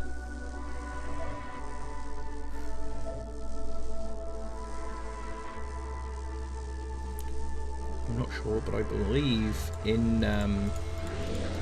I have a feeling from watching games in this that the animations play consistently if you are spectating, so we can't be sure whether he can afford this. I think having these free out already was a little bit fast. Also getting this out, but it's looking good. It can't be that fast because Carnage has also got his down now. And we have the Merc forces out for both players. A little ding there. I will turn off notifications on my phone if we get too many more of those. I apologise.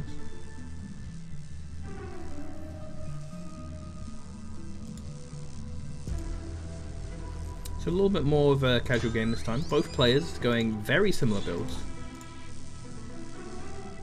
Carnage a little bit behind, but we can't be certain whether that's just being a little bit slower or whether that's because Magician is being a little bit too fast and perhaps not being able to afford everything. But everything seems pretty equal so far. Actually getting those gladiators out very quickly, whereas we can see on Carnage's side he's got the silencers out, so there is a slight change in this.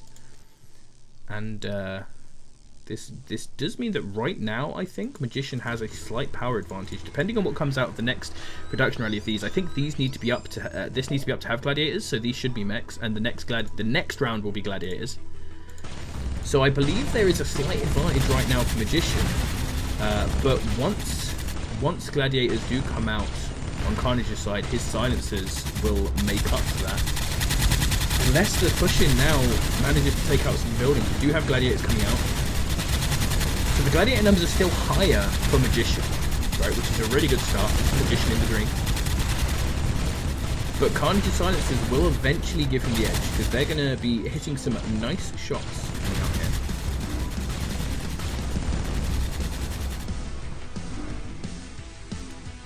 On the other side, we still see no tanks coming out.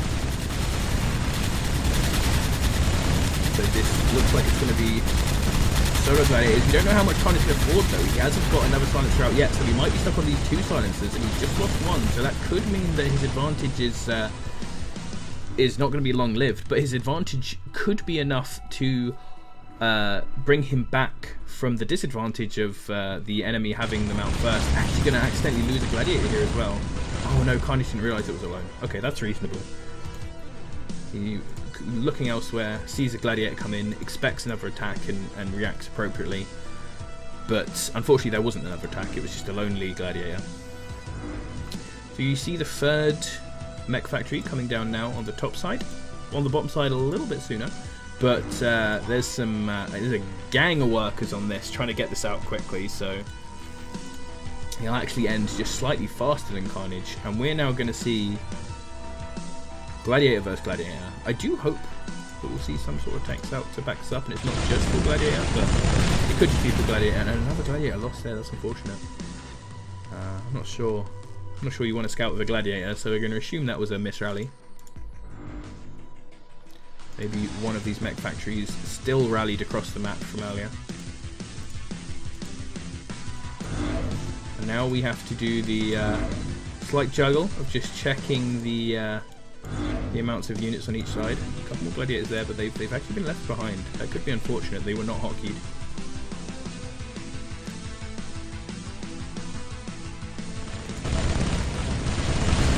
Slightly more mechs on this side. But slightly more gladiators on Carnage side. The more important unit here. Looks like his last silencer did just go down, so it is now just gladiators versus gladiators.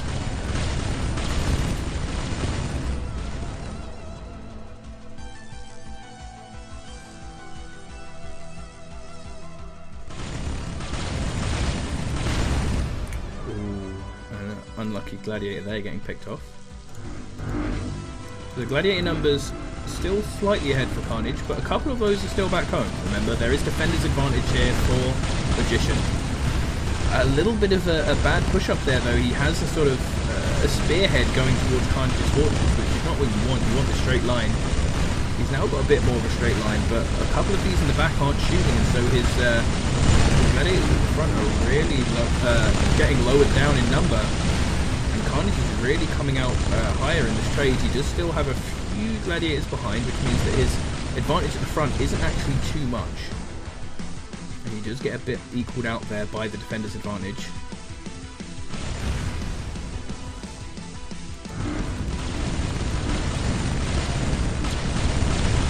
But here we go. All defender's advantage kicks back in as a couple more spawn, but a lot of these are low health.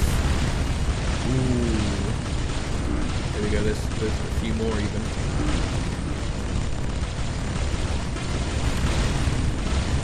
But now it looks like the defender's advantage has just been overcome. These first two are pushing up a bit, but not even gonna be punished in this situation. And Carnage wins game 2. A good series. Another good series. Unfortunate that it didn't go to the 3 games, but another good series. Carnage versus Magician. Well played. We'll leave this graph up for a little bit for you guys' enjoyment.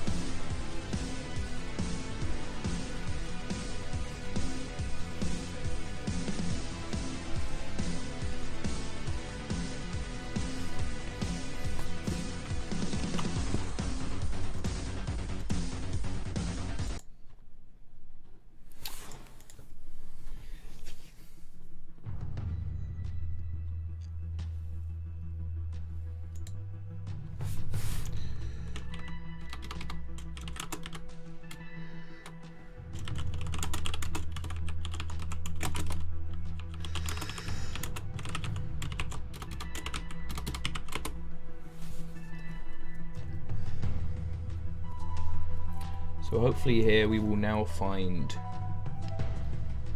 Master Chief to host the game between him and Kiras. Yep, he's here. Good.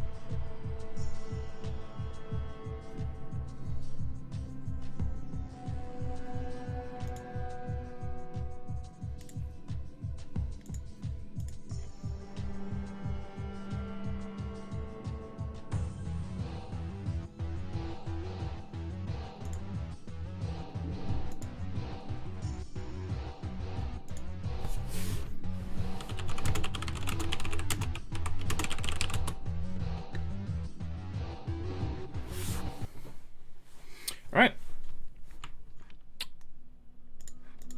Welcome to a similar map as the last game we had on this series. This, for those who are slightly confused, is the second game of the match between Kiras, who is up here in the top right,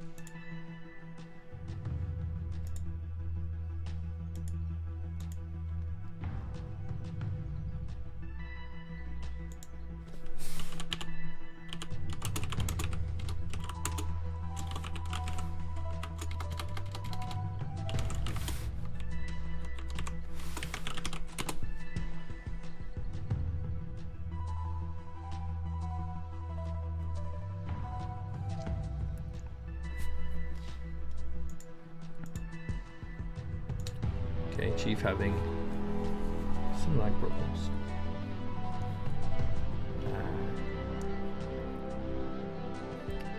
So he should be rehosting soon.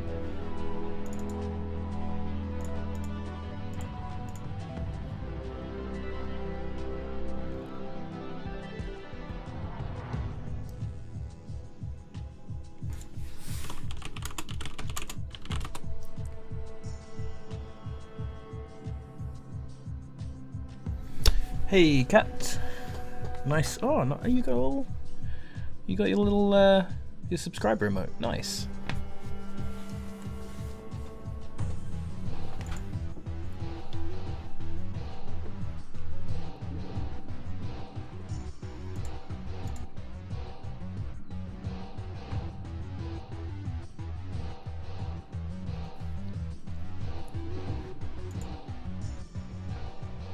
We are just waiting for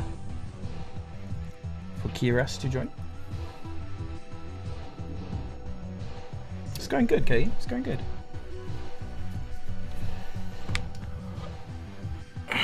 Watched Eurovision yesterday. It was amusing.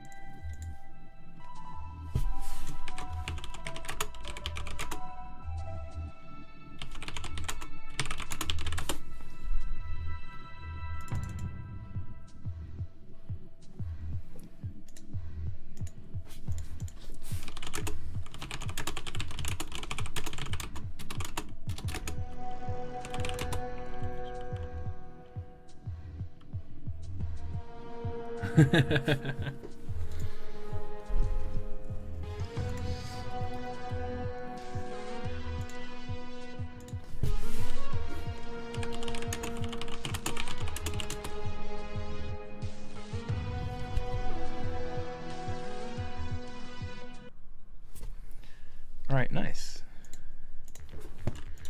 So we're in game. Whoa. In the top left, we have your boy Kiras, who won the last game of this best of 3. So if he wins this game, he's on to semi-finals. And then in the bottom left, we have Master Chief.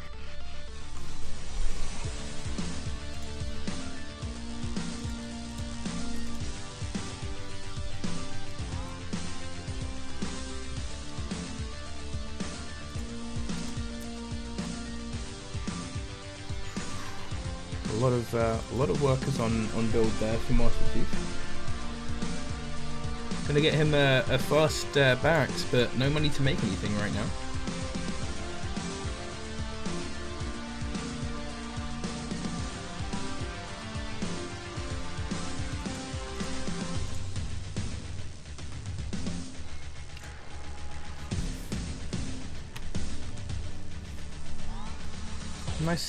nice solo choice from Kiras.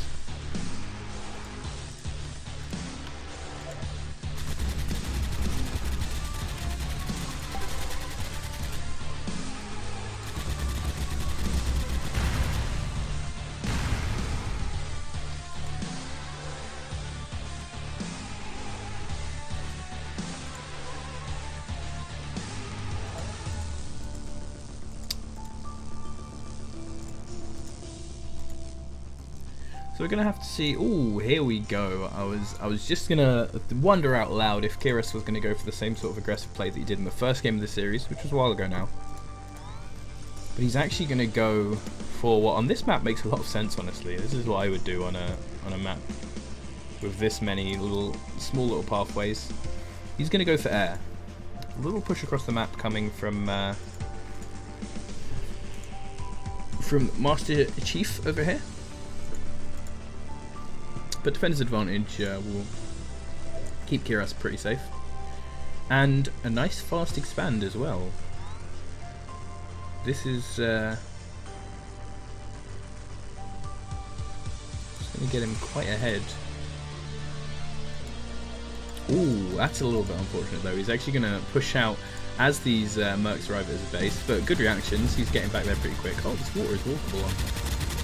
I'm never sure which water in this game is and isn't walkable on, honestly.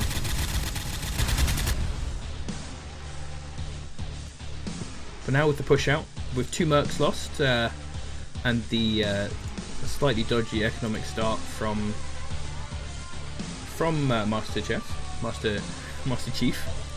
I told you I'd do that. And we have the Manta out. Let's go. I'm a big fan of Kiras. Kiras is my new favourite player in this tournament with the Manta out. Going double Manta as well. I mean, this push looks like it's going to do it, honestly. Turret going down a little bit too late to do anything, although he's putting a lot of workers on it, so they may be able to get it up in time. No.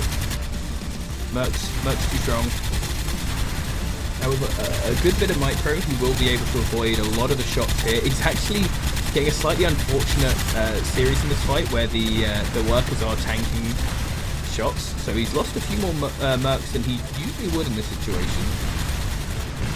But he's now doing a lot of wiggling. Nice micro coming out here from Kiras. Controlling multiple units. Good job.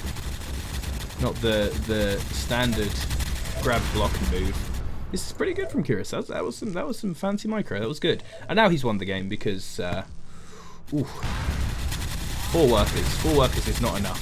3 workers is it now? 3 workers. Oh no, 4 workers still. So he's going to get pushed away with this first attack, but it looks like he's just going to stack up a load of Manta and then just roll across the map and finish it off with this.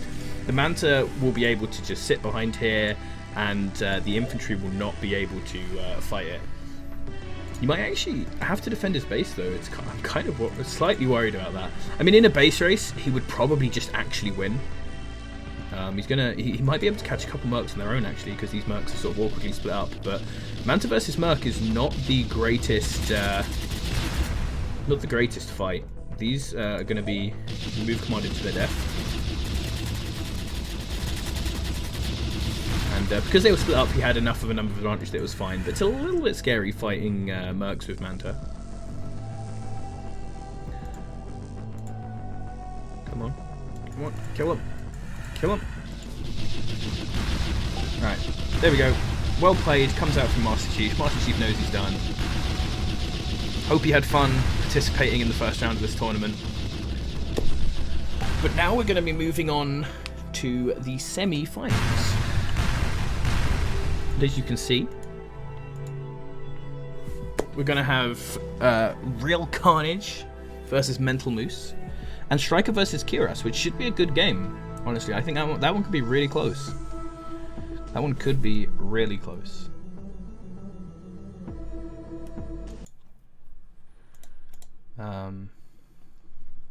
Correct indeed.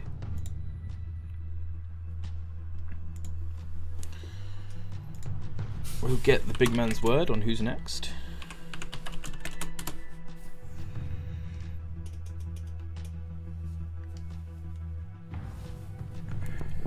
Carnage versus Moose is going to go up first. Going to give Kiras a little break.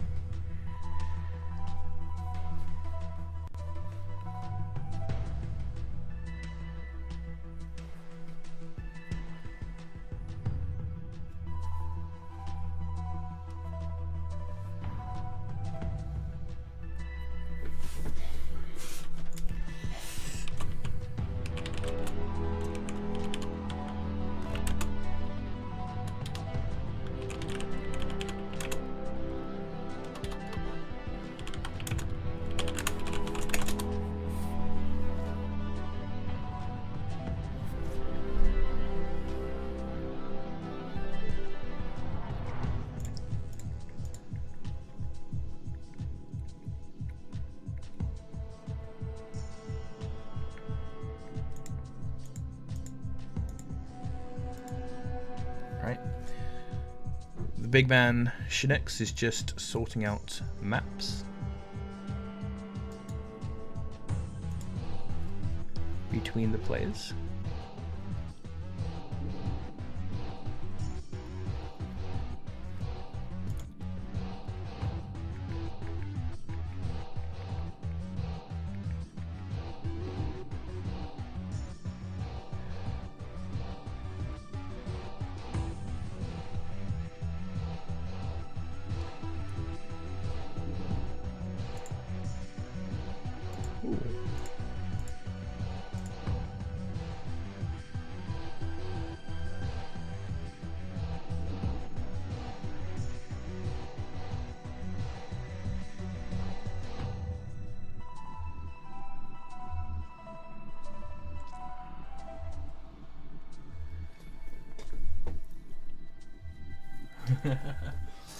I will probably be done by 7. I'm streaming this tournament for the good people at Strike Tactics.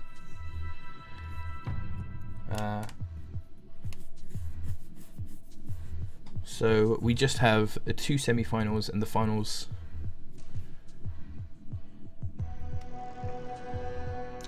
Yeah, depending on how long it takes to get people. Strike Tactic games aren't too long, so.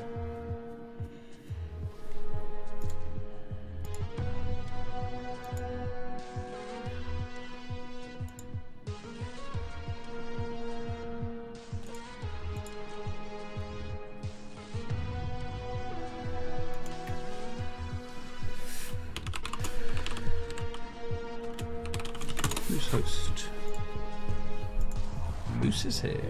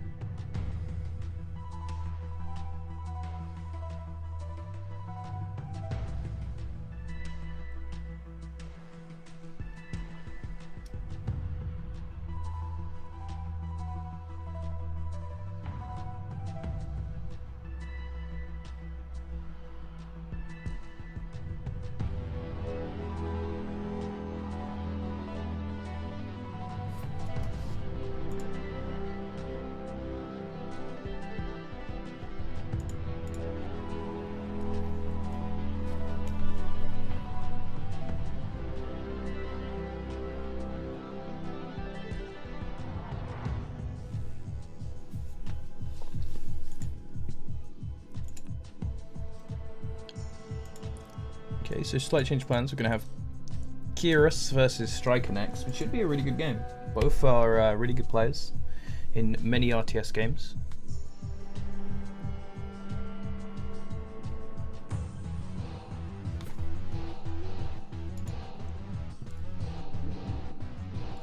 So ShinX just needs to check what maps they want to use with these guys, and then get one of them to host.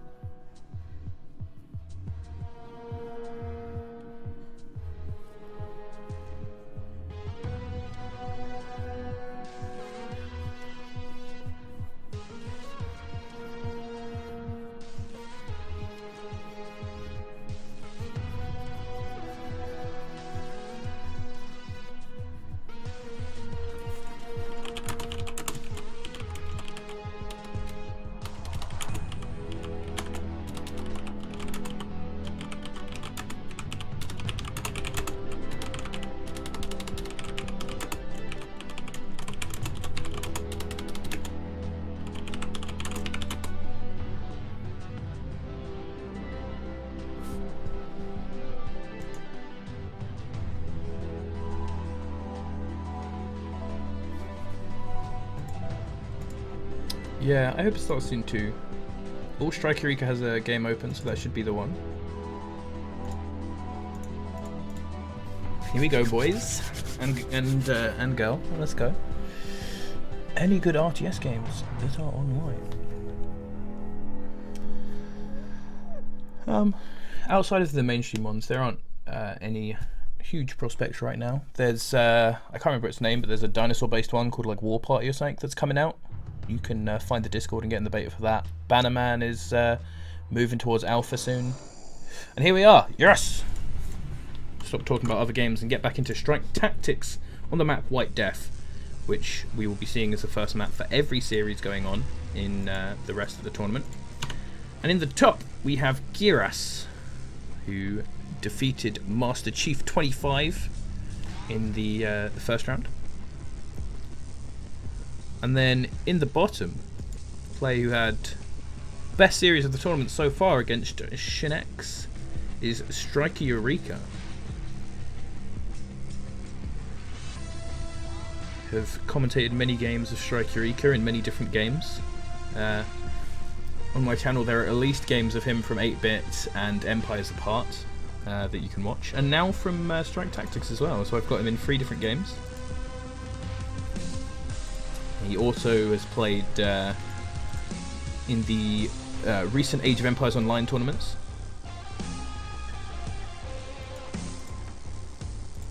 And then in the top we have Kiras, who I do not know personally, but I have been informed is a high-ranking StarCraft 2 player. So both good prospects to win this. Ooh, not quite gonna get away. That was close. Once again, if that had been a bullfrog, he would have escaped. This is why Mercs are early. And the same two mech factory build coming out from Striker with a fast tank factory going down for Kiras. So I think the tank factory is now coming down from Striker, but I think this is actually we've seen this go up against each other a few times. I think this is slightly in favour of Kiras. I think having the silencers out early is actually just slightly better than having more mercs. He's going to take out the scout. It's a nice pick. A nice pick. You have a roller coming out as well. That's a quick roller, and that's going to add a real nice bit of tankiness to this army as well. First merc is being sacrificed for the greater good over here.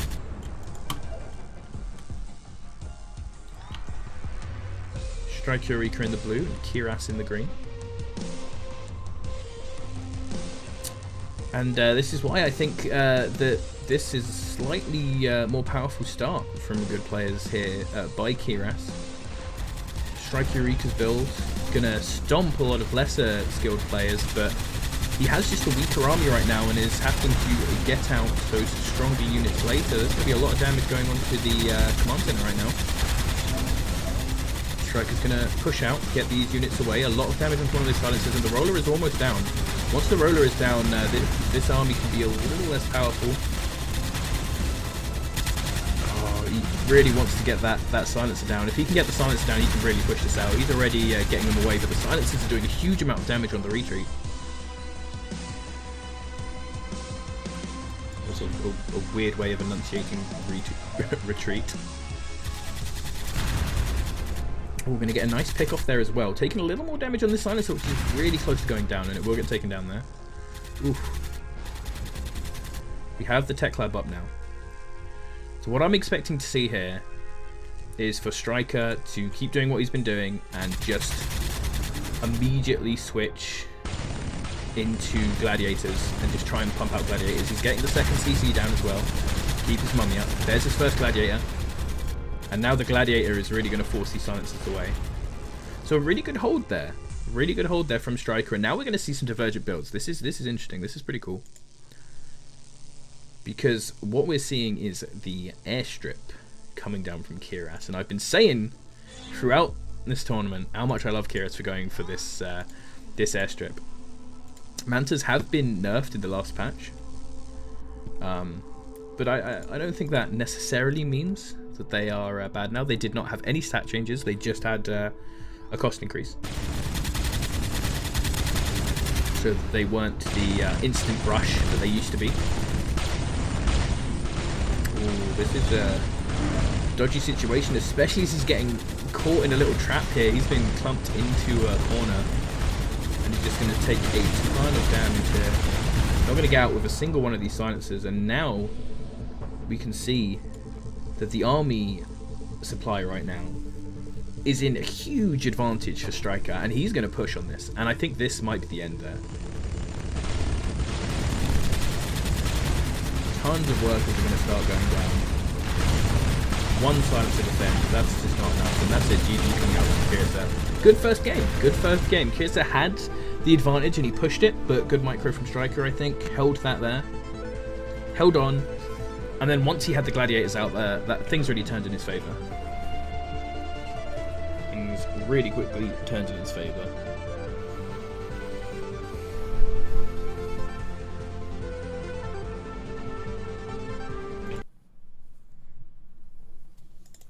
Right, next game is already open.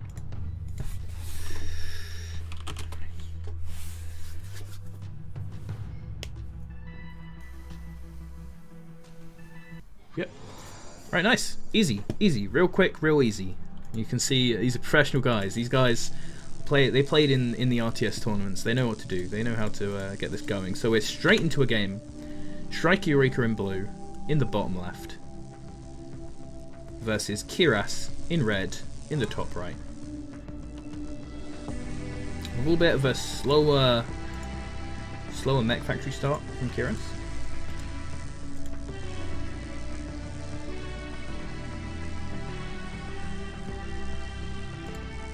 Which is good for Striker. He's put the second worker on there now to speed it up. So this might end up actually being pretty close. But this is still good for Striker because as we saw in the last matchup with Striker, he likes to go for this quick second mech factory. And the quick second mech factory, its strongest counter is just a really fast mech factory. Once again, we're getting the tank factory, and it's 2 workers on the tank factory as well. So that's going to come out faster than this mech factory. And this is the other best, this is probably the second best counter to it, is getting those quick silencers out.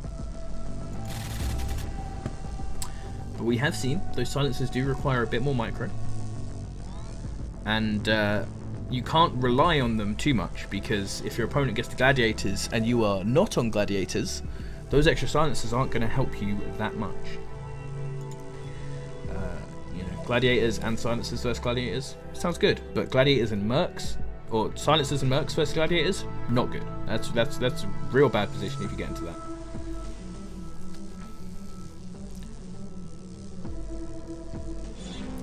And we're seeing the first push out over the map. This push out can be really dangerous because you are not in a huge advantage yet. And the first rollerball has come out as well, which is going to absolutely cut this attempted aggressive play in its tracks.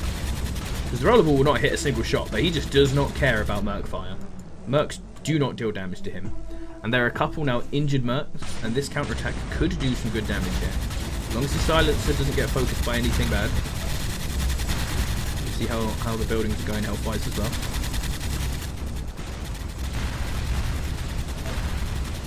Nice keeping this damaged merc back so he can get some fire over the buildings. I'd prefer if he put him there so that he would more likely get fire down, but we have the second silencer coming in. Second silencer is pretty bad. Rollerball is going down to a low health though. But Kiras seems to have really understood what happened last game. He saw that he had this this advantage, this sort of this power spike where he could have a win position, but coming back in with the army there might have been a bad decision because now his silencers are undefended. They're going to get a ton of damage on this retreat though. Ooh, retreating is so strong in this game. He is going to lose a silencer. And mechs versus silencer actually isn't too bad if the silencers don't have anything to tank for them, and they're going to get in and hit the mechs while they're on hold. Ooh. Oof.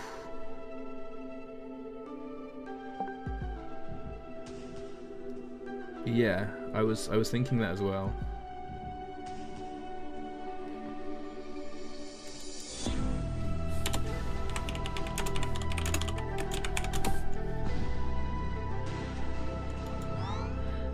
looks like Striker has had a disconnection, unfortunately. Oh, that's really sad.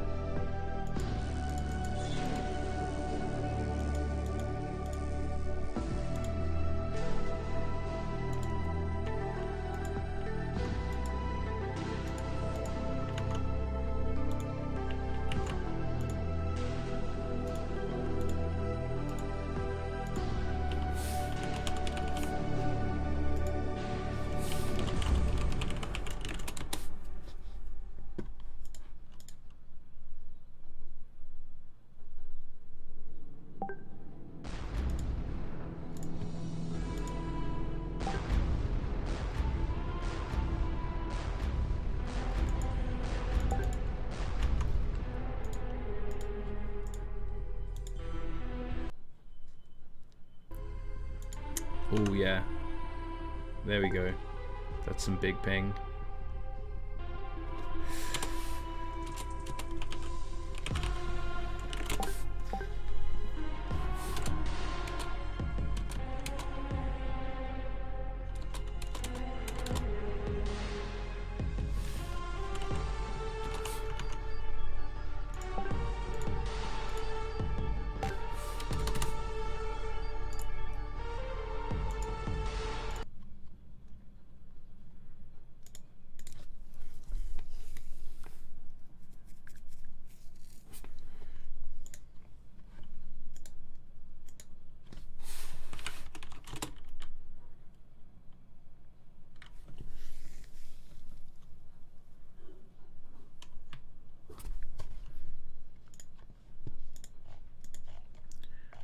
Yeah, super unlucky.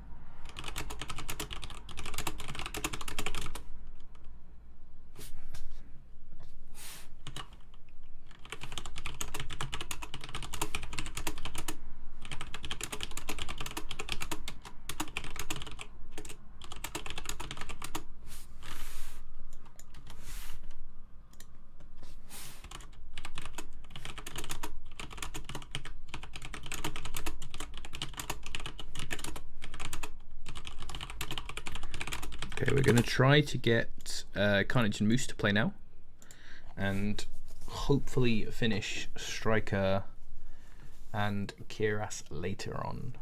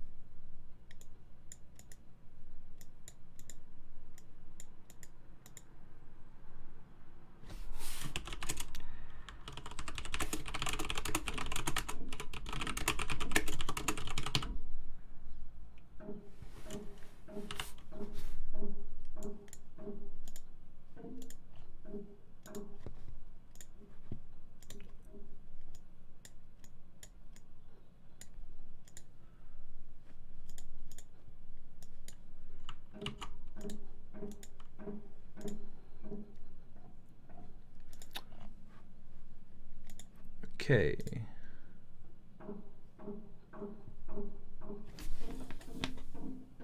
I apologise for the noise of clanking outside.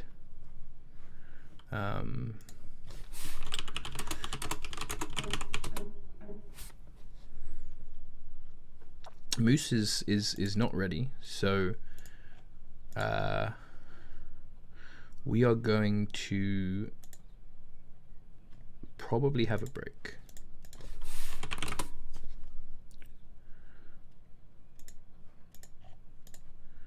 Unless Striker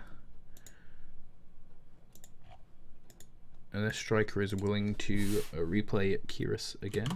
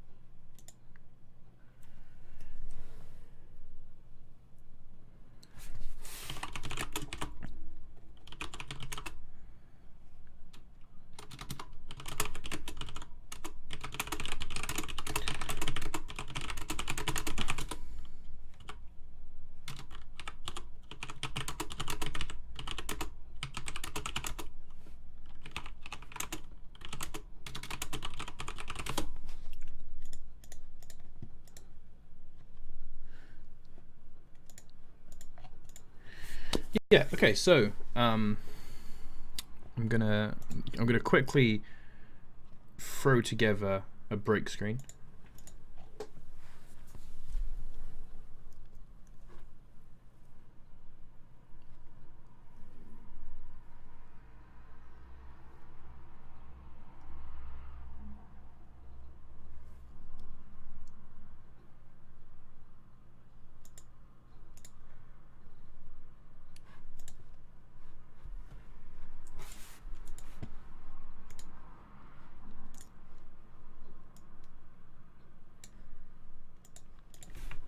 So I'm just going to refresh my Strike Tactics so I can put the music on in menu.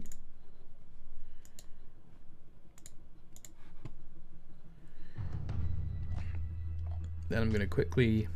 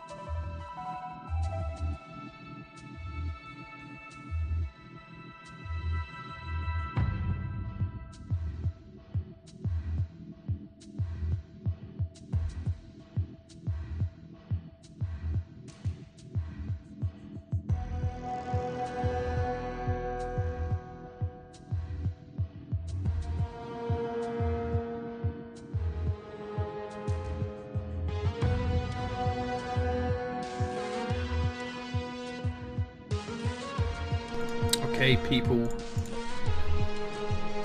The break is over.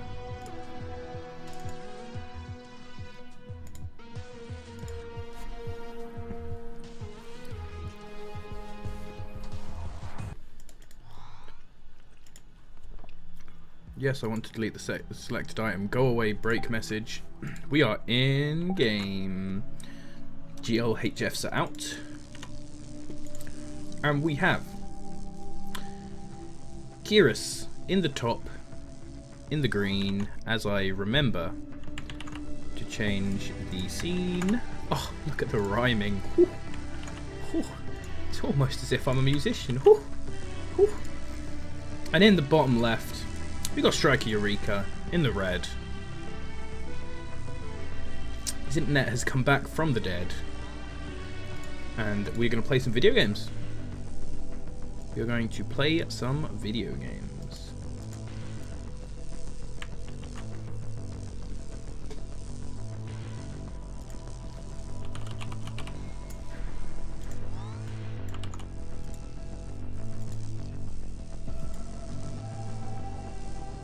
Nice and obvious starters. We've got the same stuff going on as usual. Mech tank to mech mech.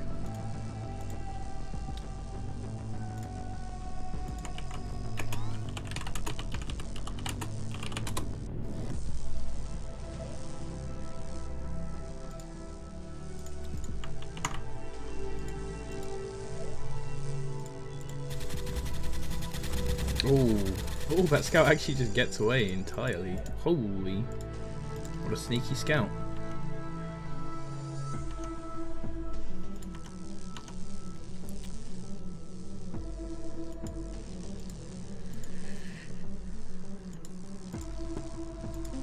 So, if the build keeps going the same, we're going to see the roller and the silencer come out soon, and we do.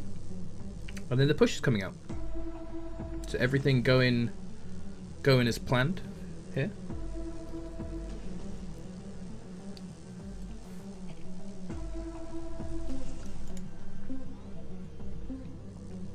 Striker does have a decent amount of mercs though. Could get something done here.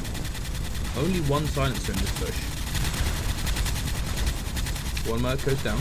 Get some of the health bars up. This scout actually might tank some shots here. Yep. Scout is tanking a few shots. Got the battle scout going on.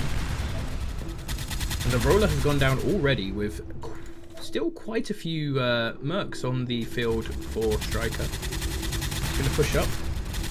Go merc for merc. Pick out another merc. And then he's going to get some damage done. If he could get this silencer down and then focus down some workers, this could be absolutely deadly. Another silencer is out. This is good for Kyrus. I couldn't quite remember how to say his name. That's going to mean he does manage to hold off this attack, pumping those silencers out. But now he's in that bad position again because there are going to be gladiators coming out from Strike Eureka very soon. He is getting his own tech club down, so he can get his own gladiators. All of this being scouted quite wonderfully by Strike Eureka here.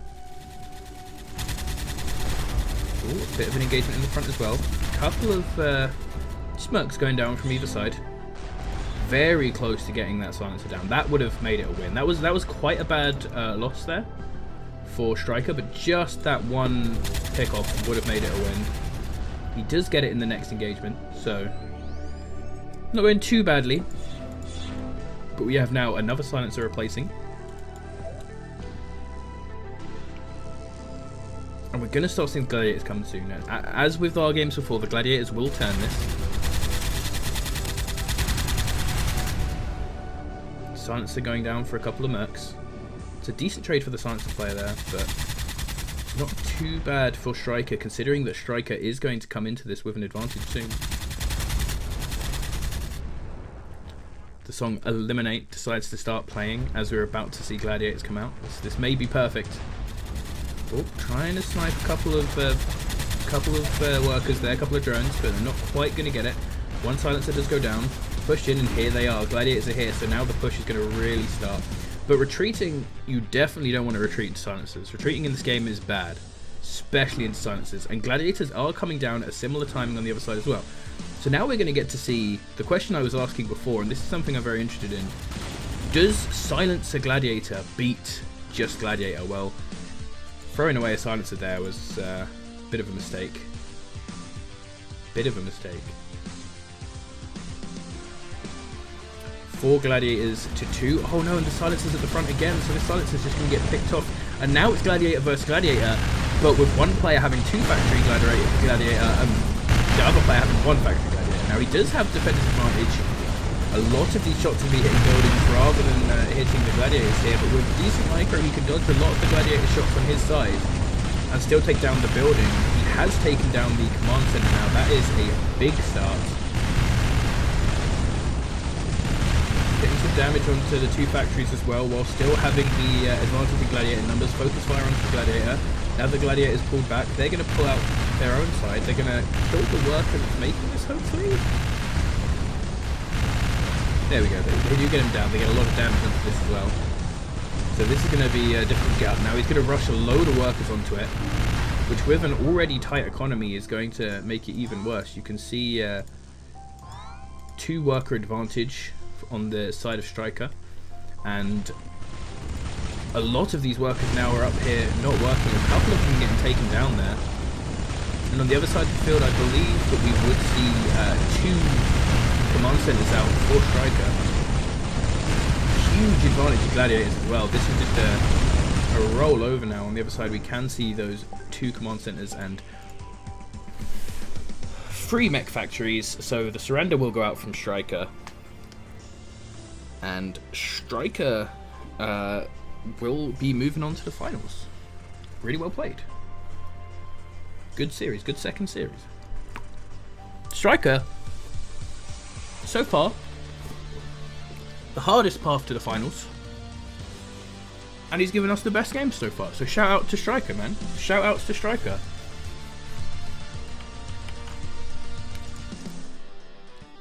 So here we go. Here is the... let's turn edit scene off. I don't need that anymore. Oh, no. Fine game is not what I want. So Striker is our first player in the finals. Let's go.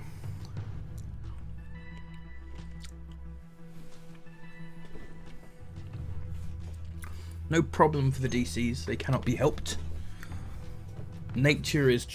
Striker is even defeating the forces of nature in order to win this tournament. So now, hopefully Moose is all here and ready. We're going to be looking for Moose now. Shin X is going to be on his case, trying to get him out here to fight against Carnage, the winner of the first Strike Tactics Tournament.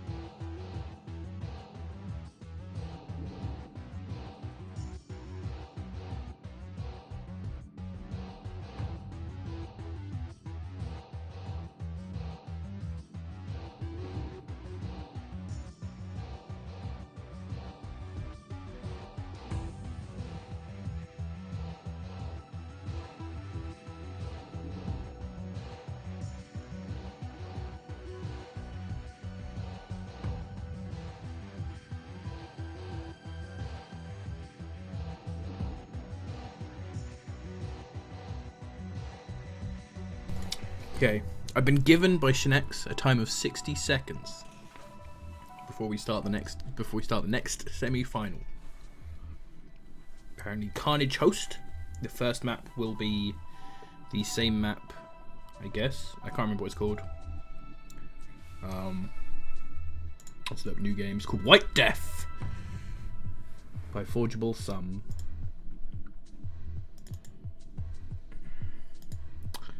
We're going to have a lot of guests joining as we wait for Moose to arrive.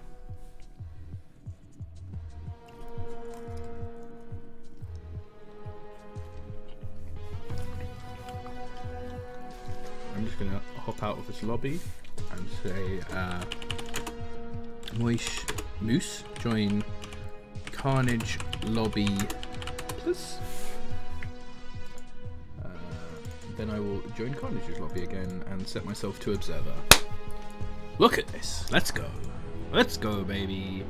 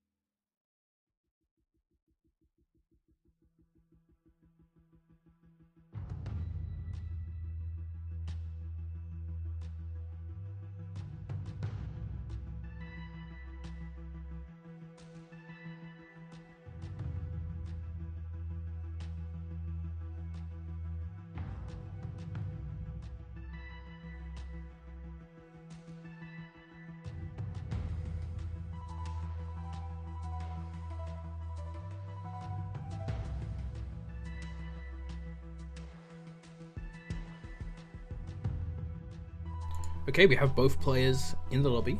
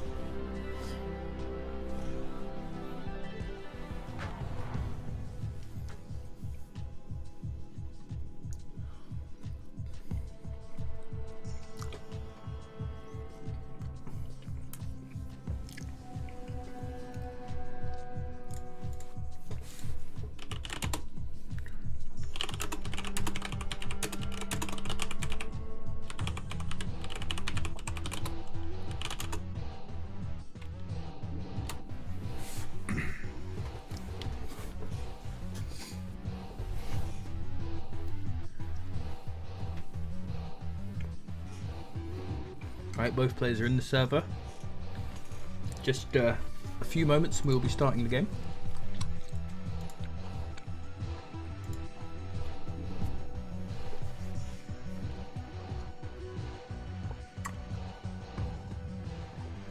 Right, good luck, have fun. Have been said in lobby.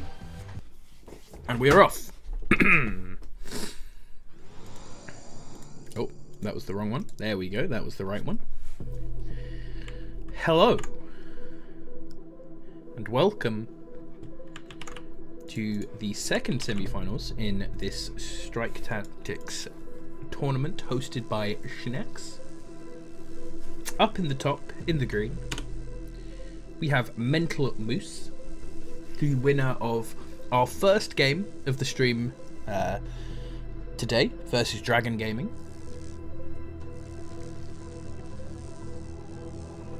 And down in the bottom in the red is Carnage, the winner of the first Strike Tactics Tournament, who defeated Mage in a decent series. 2-0 doesn't quite give the series credit. Mage put up some decent games. They were good. They were good games.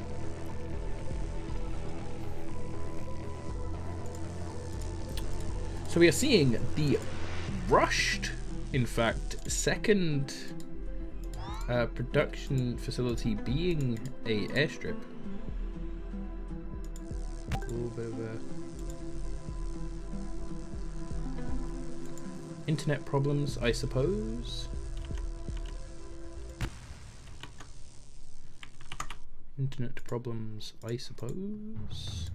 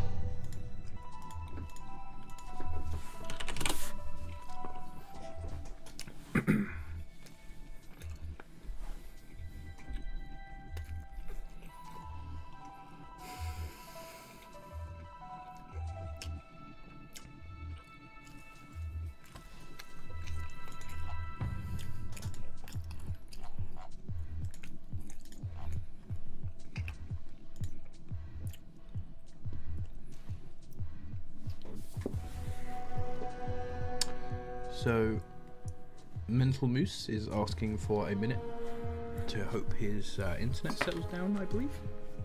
But we are in lobby, so game will start as soon as Mental Moose is ready.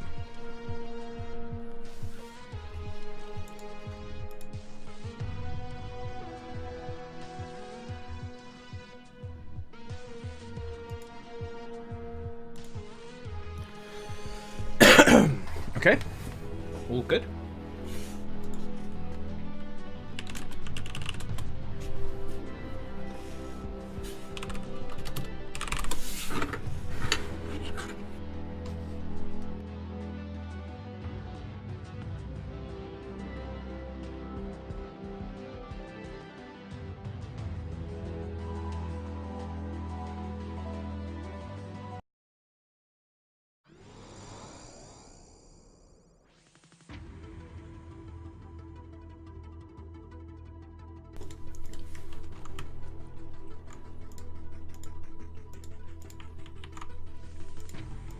Okay, hello, and welcome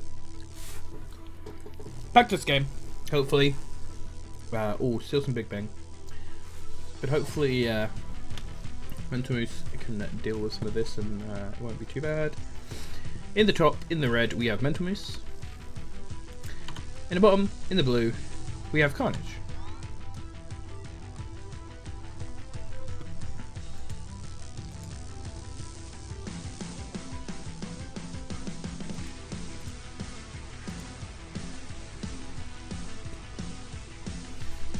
Nothing too much to comment on in the early game.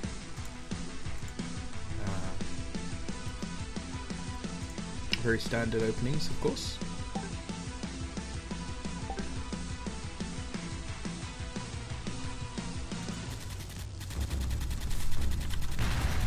Oh, good call. My bad.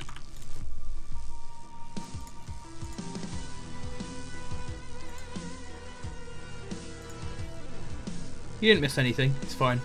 Very standard openings. Carnage in the bottom in the blue. Mental Moose in the top in the red. Still going with this early airstrip thing. Yep, and he's doing the same thing he did in the first game, which was a long time ago. This tournament's been going on a little while. So you may not remember, but Mass Nat is the thing that Moose likes to do. I don't know if Carnage knows this. Going the standard strategy might not actually be the best thing here. What I would probably say would be better would be to mercs and then get some weavers out of your tank factory. He's seen the early airstrip, but he doesn't know necessarily what it is. But he's going to push up with some early mercs. He's going to see these nets. Very hard to keep track of quite where the nets are, and he has noticed. So seeing the early airstrips, he is going weavers. Select all the weavers so he can count how many weavers there are.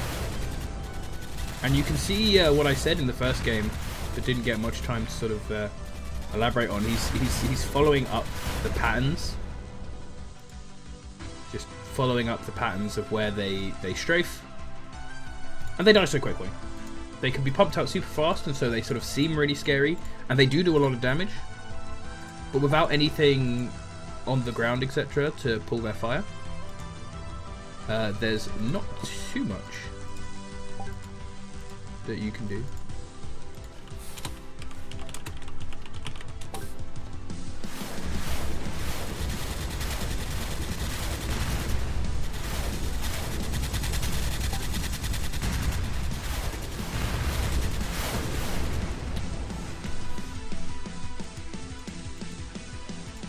So, as you can see, the nat numbers have been pretty heavily purged by this point.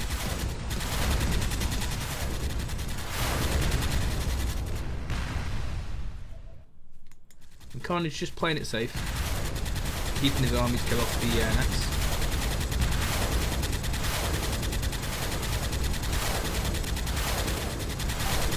GG call from Mental Moose.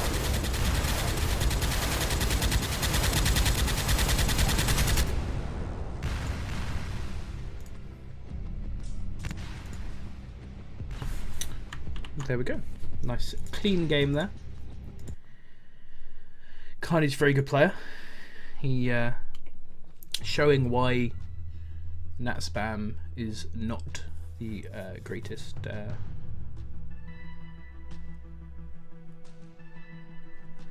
Not the greatest.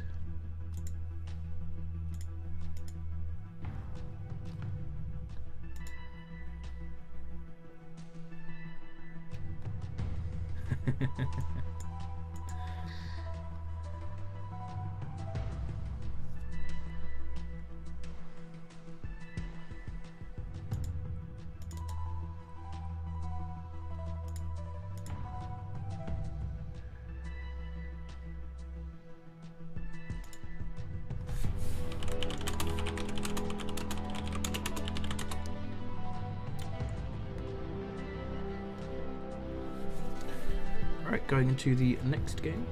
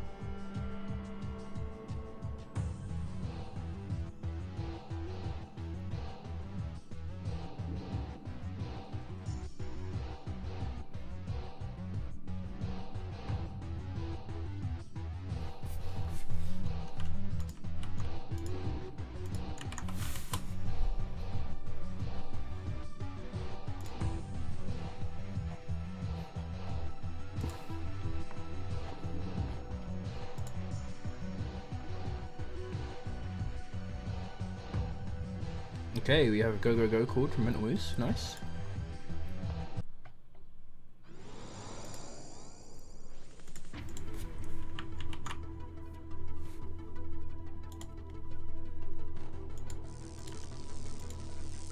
And into the second game of this semi-final between Carnage and Mental Moose. Mental Moose in the top side in green. Carnage in the bottom in red.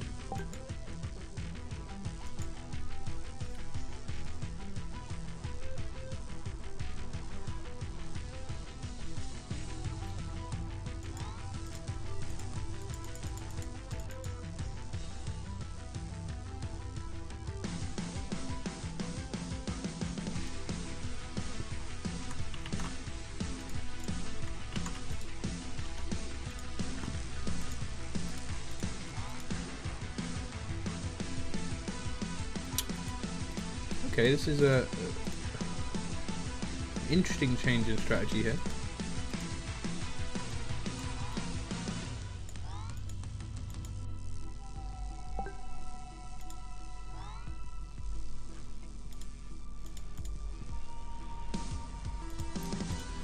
We'll see what he decides to build here.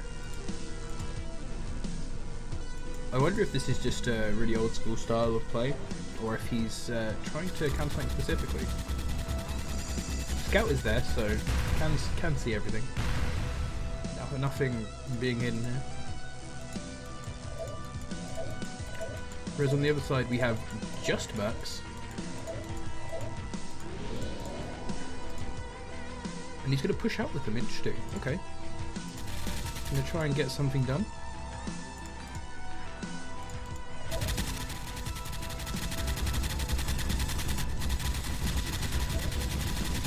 Here we have the first Manta coming out. Nice.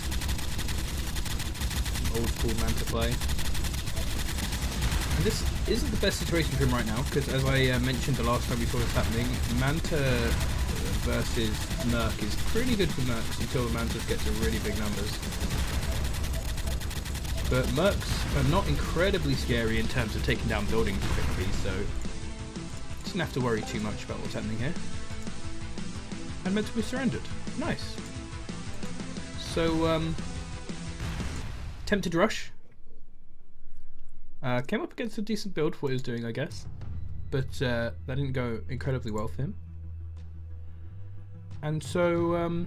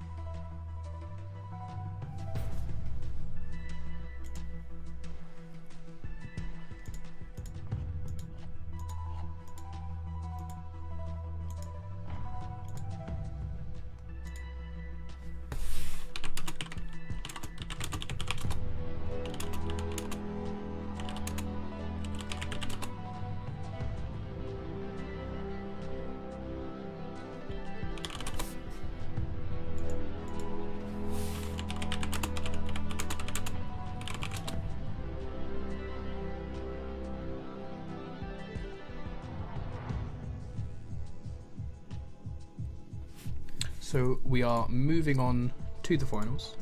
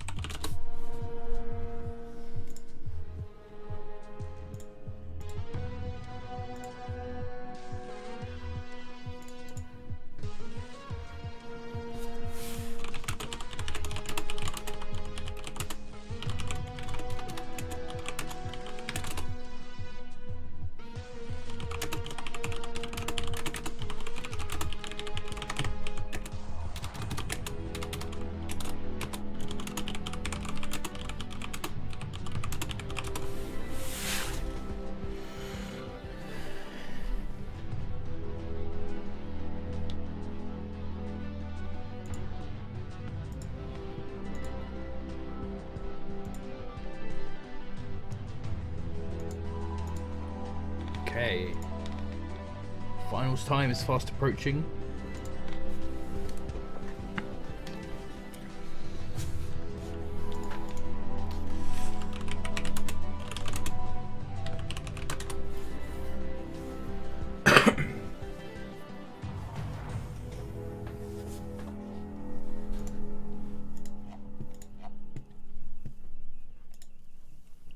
Okay, I'm going to do a quick YouTube intro once I'm in the lobby.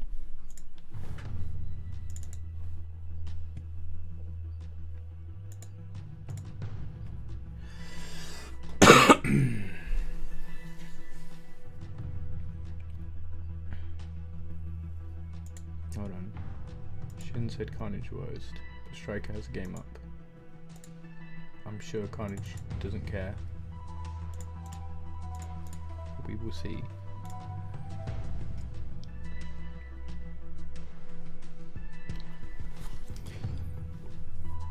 Yes, so that's my new decision. I'm thinking up things on the fly. When we get into the lobby and everything is running,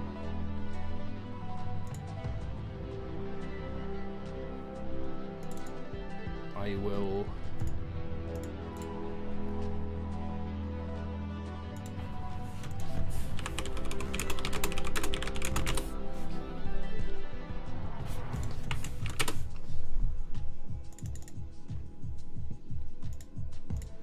Alright.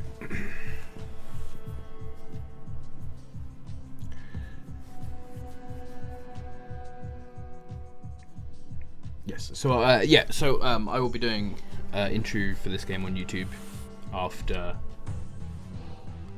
everyone is in the lobby and we're ready to go. So if you're wondering why I'm suddenly introducing everything to you again, that would be why. And then I will upload the finals onto my YouTube page. I'm going to upload the whole tournament, but since it's quite a messy stream,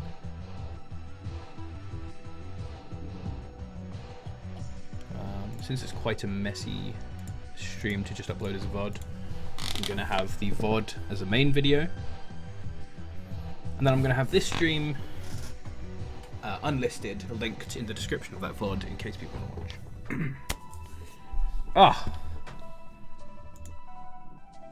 That's some dodgy timing. There we go. Everyone is set as an observer. We are 3 observers in a lobby. That needs to change. Alright, Carnage and Striker on it. Nice.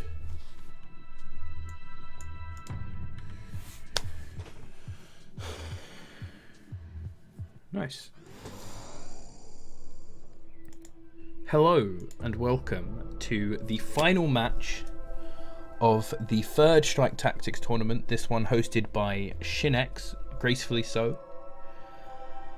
This is the bracket for the game so far. The finals are between Carnage and Striker. Carnage, who had a decent matchup against Mage. That 2-0 doesn't quite describe it. The games were decently close. They were fun to watch. And Striker having a very hard run through, having a 2-3 against Shin X, the host of the tournament, and also then having a 2-0 versus Kiras, which was a decently close 2-0 again. The score doesn't quite represent it, so we're already in to the first game of this grand finals. It'll be a best of 5, and we're on White Death for the first match. Up in the top, in the green, we have Striker Eureka, starting with what he's been doing for the whole tournament. A traditional, for him, 2 mech factory opening.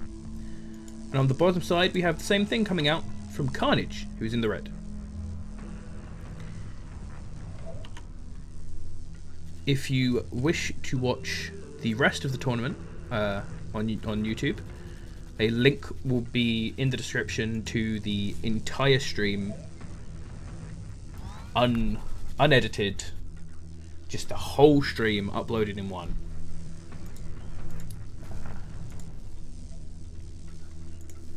So yeah, as ShinX is rightfully pointing out, This is the old guard. These are two players who've been playing since the beta of this game. They seen these players play in so many RTS games now. All the small RTS games that you can think of, they're here early. They're always trying them all out, getting good at them. Both very good players. Carnage being the winner of the first ever tournament, the release tournament that was held by Forgeable Sum, the developer of the game. Unfortunately, we did not have Zerson, the other winner of Strike Tactics Tournament in the game. But we'll see if Carnage can take home his second title. There's going to be a bit of an engagement here at the start. Let me just set my BMT up. But nothing really going to happen. Just a bit of damage on each side, about equal. And there is a slight build divergence here.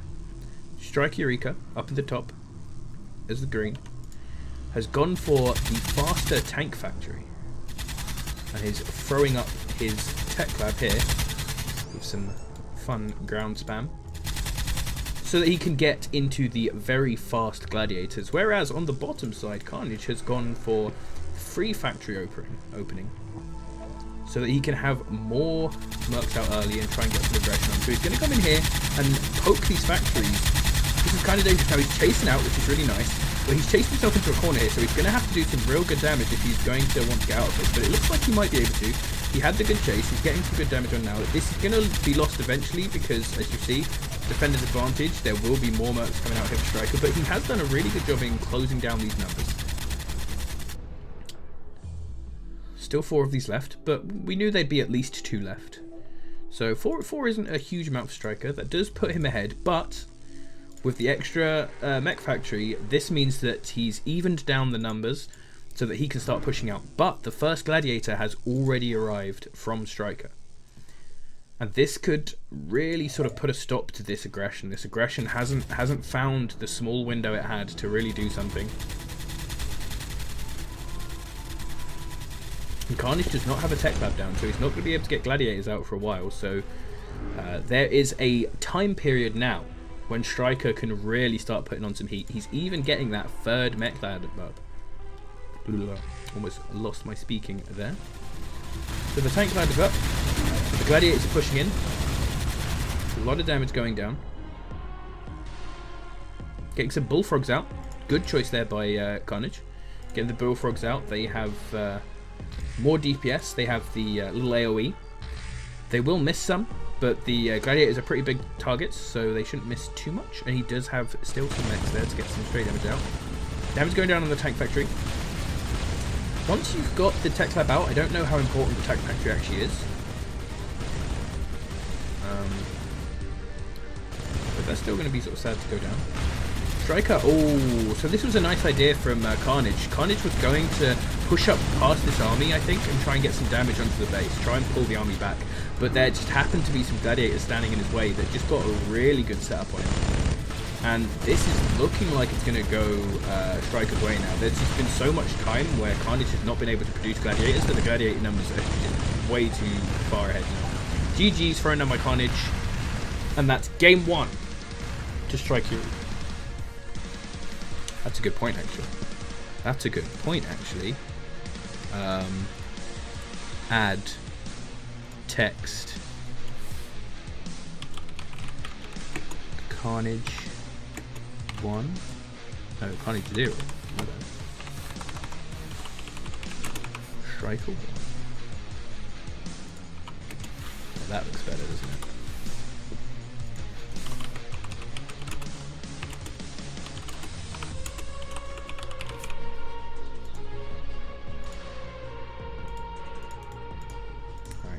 So return to lobby, and we'll look for the next game.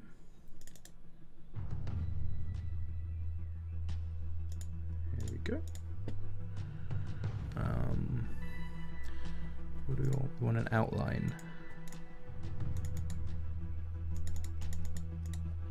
And then we want to edit scene. I have this at the top, just in the middle. That's about centered. About centered. Oh. I think he hosted on the wrong map. Yep, there we go. There we go. Correct map is now there. Guest has been kicked. Game has been started. Just make sure to turn edit scene off. Make sure to lock mouse to window, and we're ready. So, in the top left, up one game in this best of 5 finals. Probably should have added best of 5 to the top, but I'll keep saying it, so you should remember. Best of 5 finals is Striker Eureka.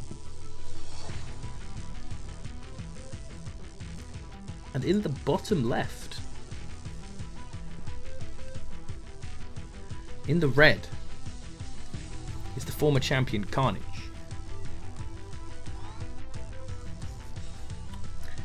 So we're going to have to see how builds change in this one. See if Carnage will adapt and go for those faster gladiators. I am assuming at the start that we're going to see a lot of gladiator versus gladiator. So be prepared for that. This has been sort of the seemingly the most powerful meta in the tournament. Now the good thing to see here is if we can get some close games which go a bit longer. Oh, bucking the trend already. Striker Eureka is going to throw down the airstrip. And this is an interesting choice. I wonder where this is going to go. This has ruined what I was just about to say. But this is still an interesting choice. Scout flying through. Gonna see it.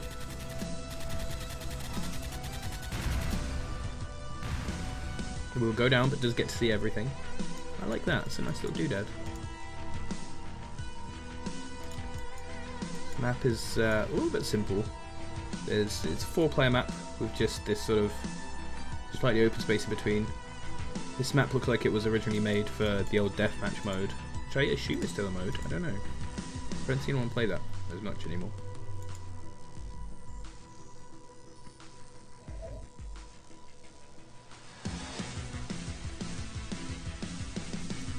So the build change has come out from Carnage, going straight into gladiators, but we're getting the old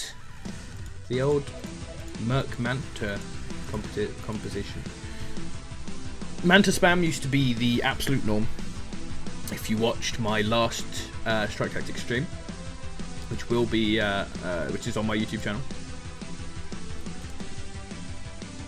you will have seen a lot of Manta, and it looks like Striker is going to try out this old style. So we're seeing like the old versus the new style here, which is interesting.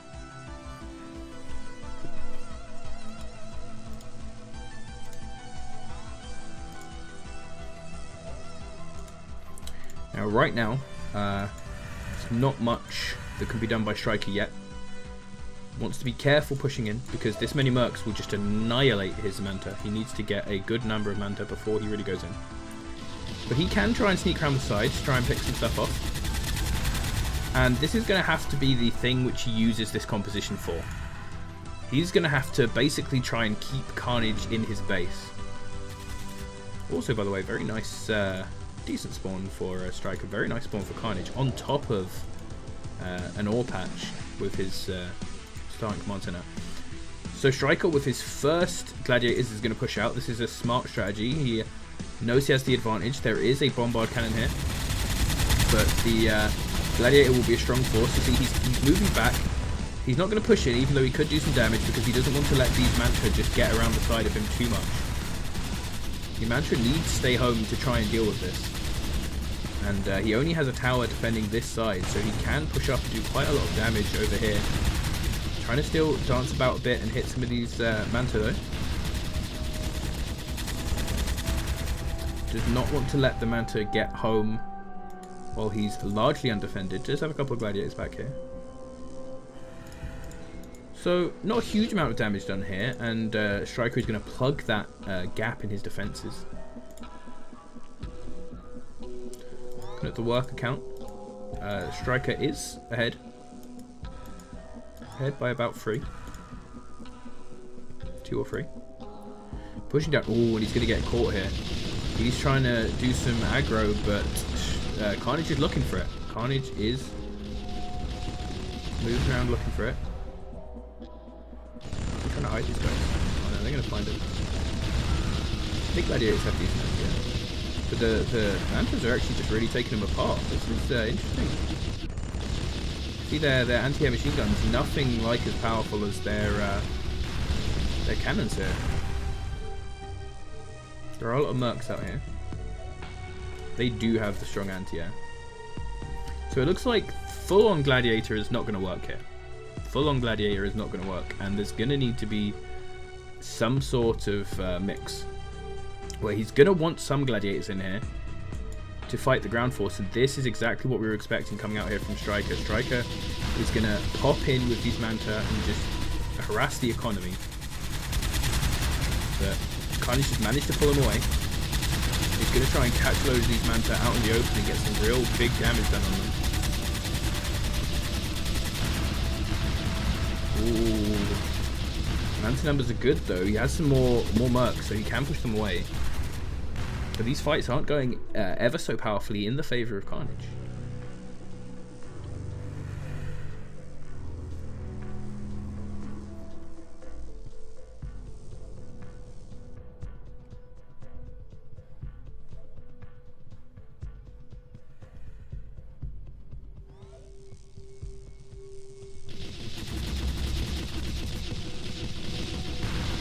More harassment going on.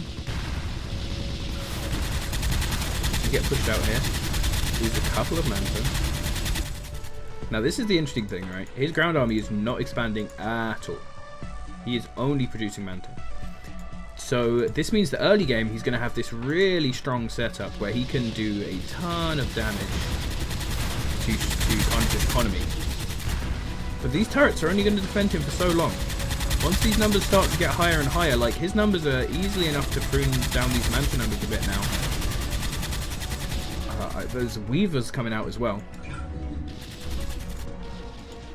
The Weaver Merc Force is definitely what you want for dealing with these Manta.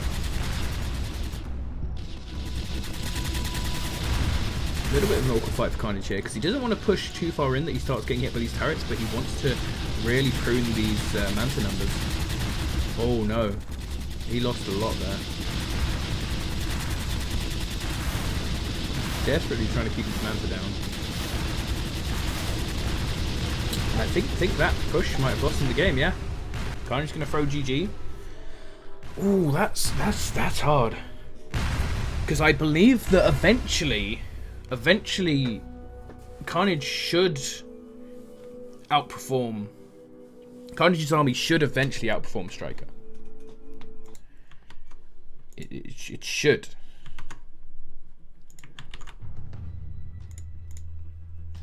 But whether that actually happens is a different thing. You can see at the edge of my window updating the text, but that is okay. I am not worried. Yep. Nice.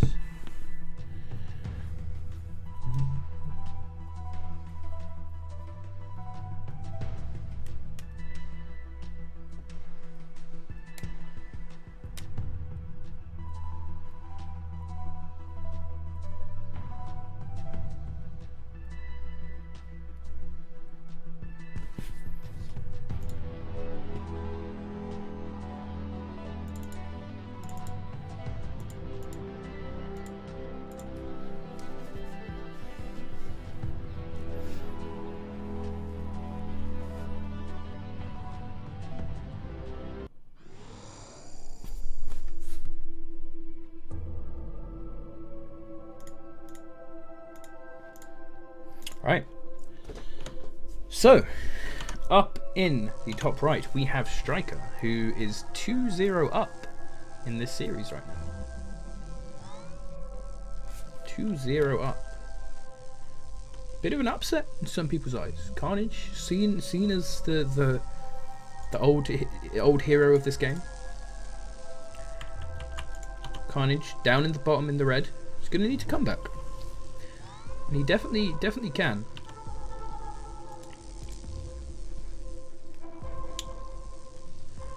I'm interested to see what's happening here. Is Carnage going to stick with his guns?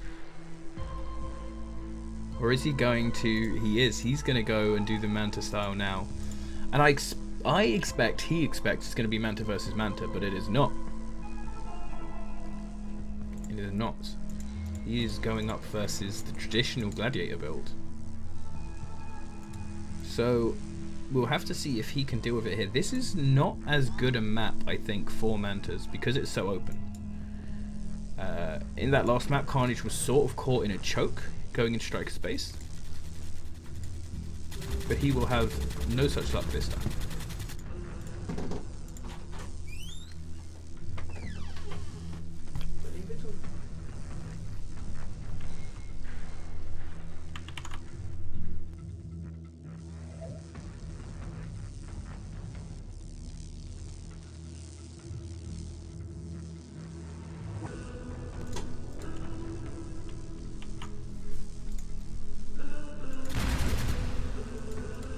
Scout going down as the push-up of Mercs will come in here. But Striker is not actually that ahead in Mercs. He got a nice start to the engage there where he was only hitting one. A few Manta coming out as well. Defender's advantage will help here.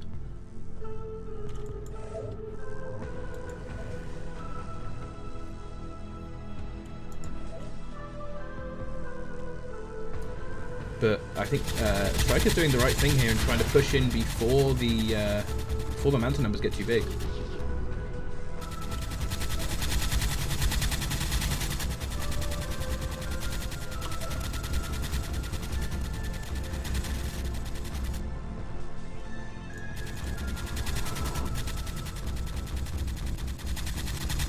little bit of harassment here. Mercs aren't too scary against buildings, so Carnage shouldn't have to worry too much.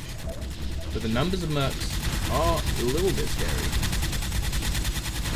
Pretty good setup here for Carnage though, along the side of the army. That's a lot of damage going down. Manta with the 133 DPS, a little bit low, but he can get more of them out.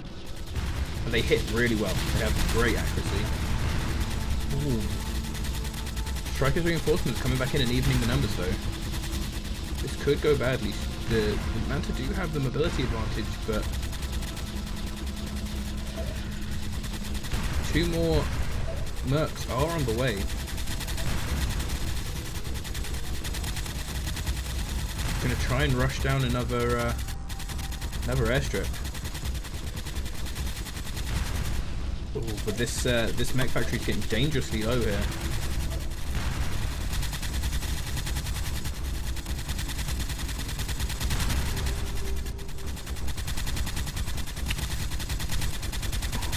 This is really sad. It looks like this might be just a really quick and clean win for Striker.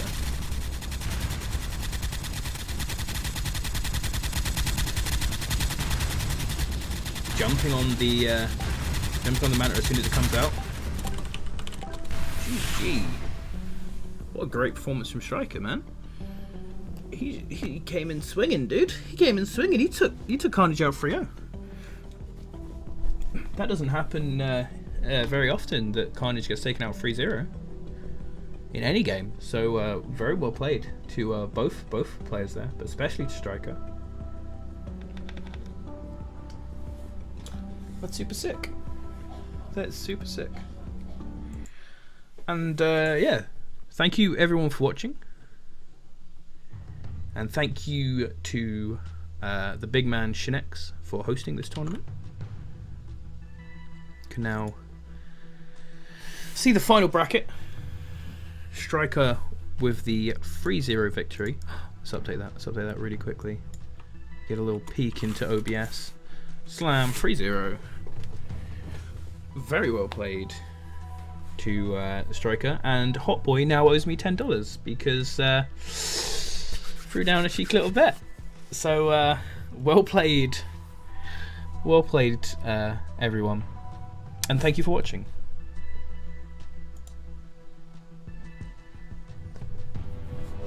I'm not gonna lie, Hot Boy doesn't actually owe me anything. I was not brave enough to put up the other side of that bet. I did not want to lose $10. So I wished out of that a little bit.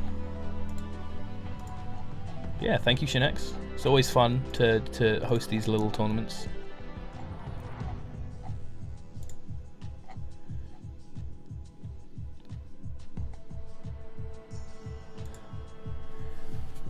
Hopefully we'll get a few more in both in Strike Tactics and in some other new RTS games. I believe we're not doing a bronze match. I think we said we weren't going to do a bronze match. I'm not sure.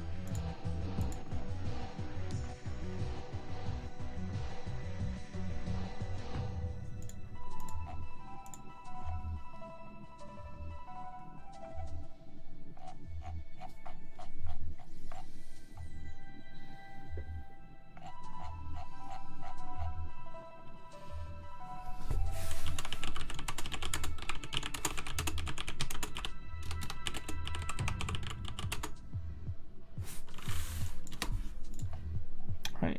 Oh.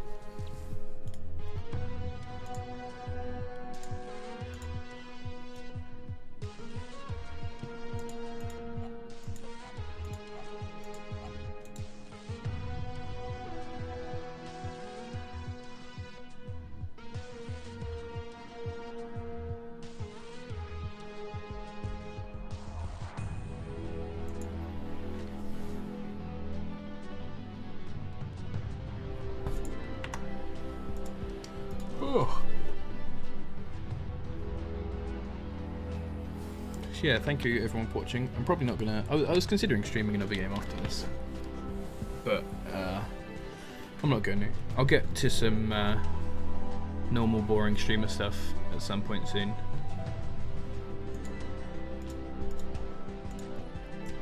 Thank you all for coming, and I will see you whenever I stream again, hopefully.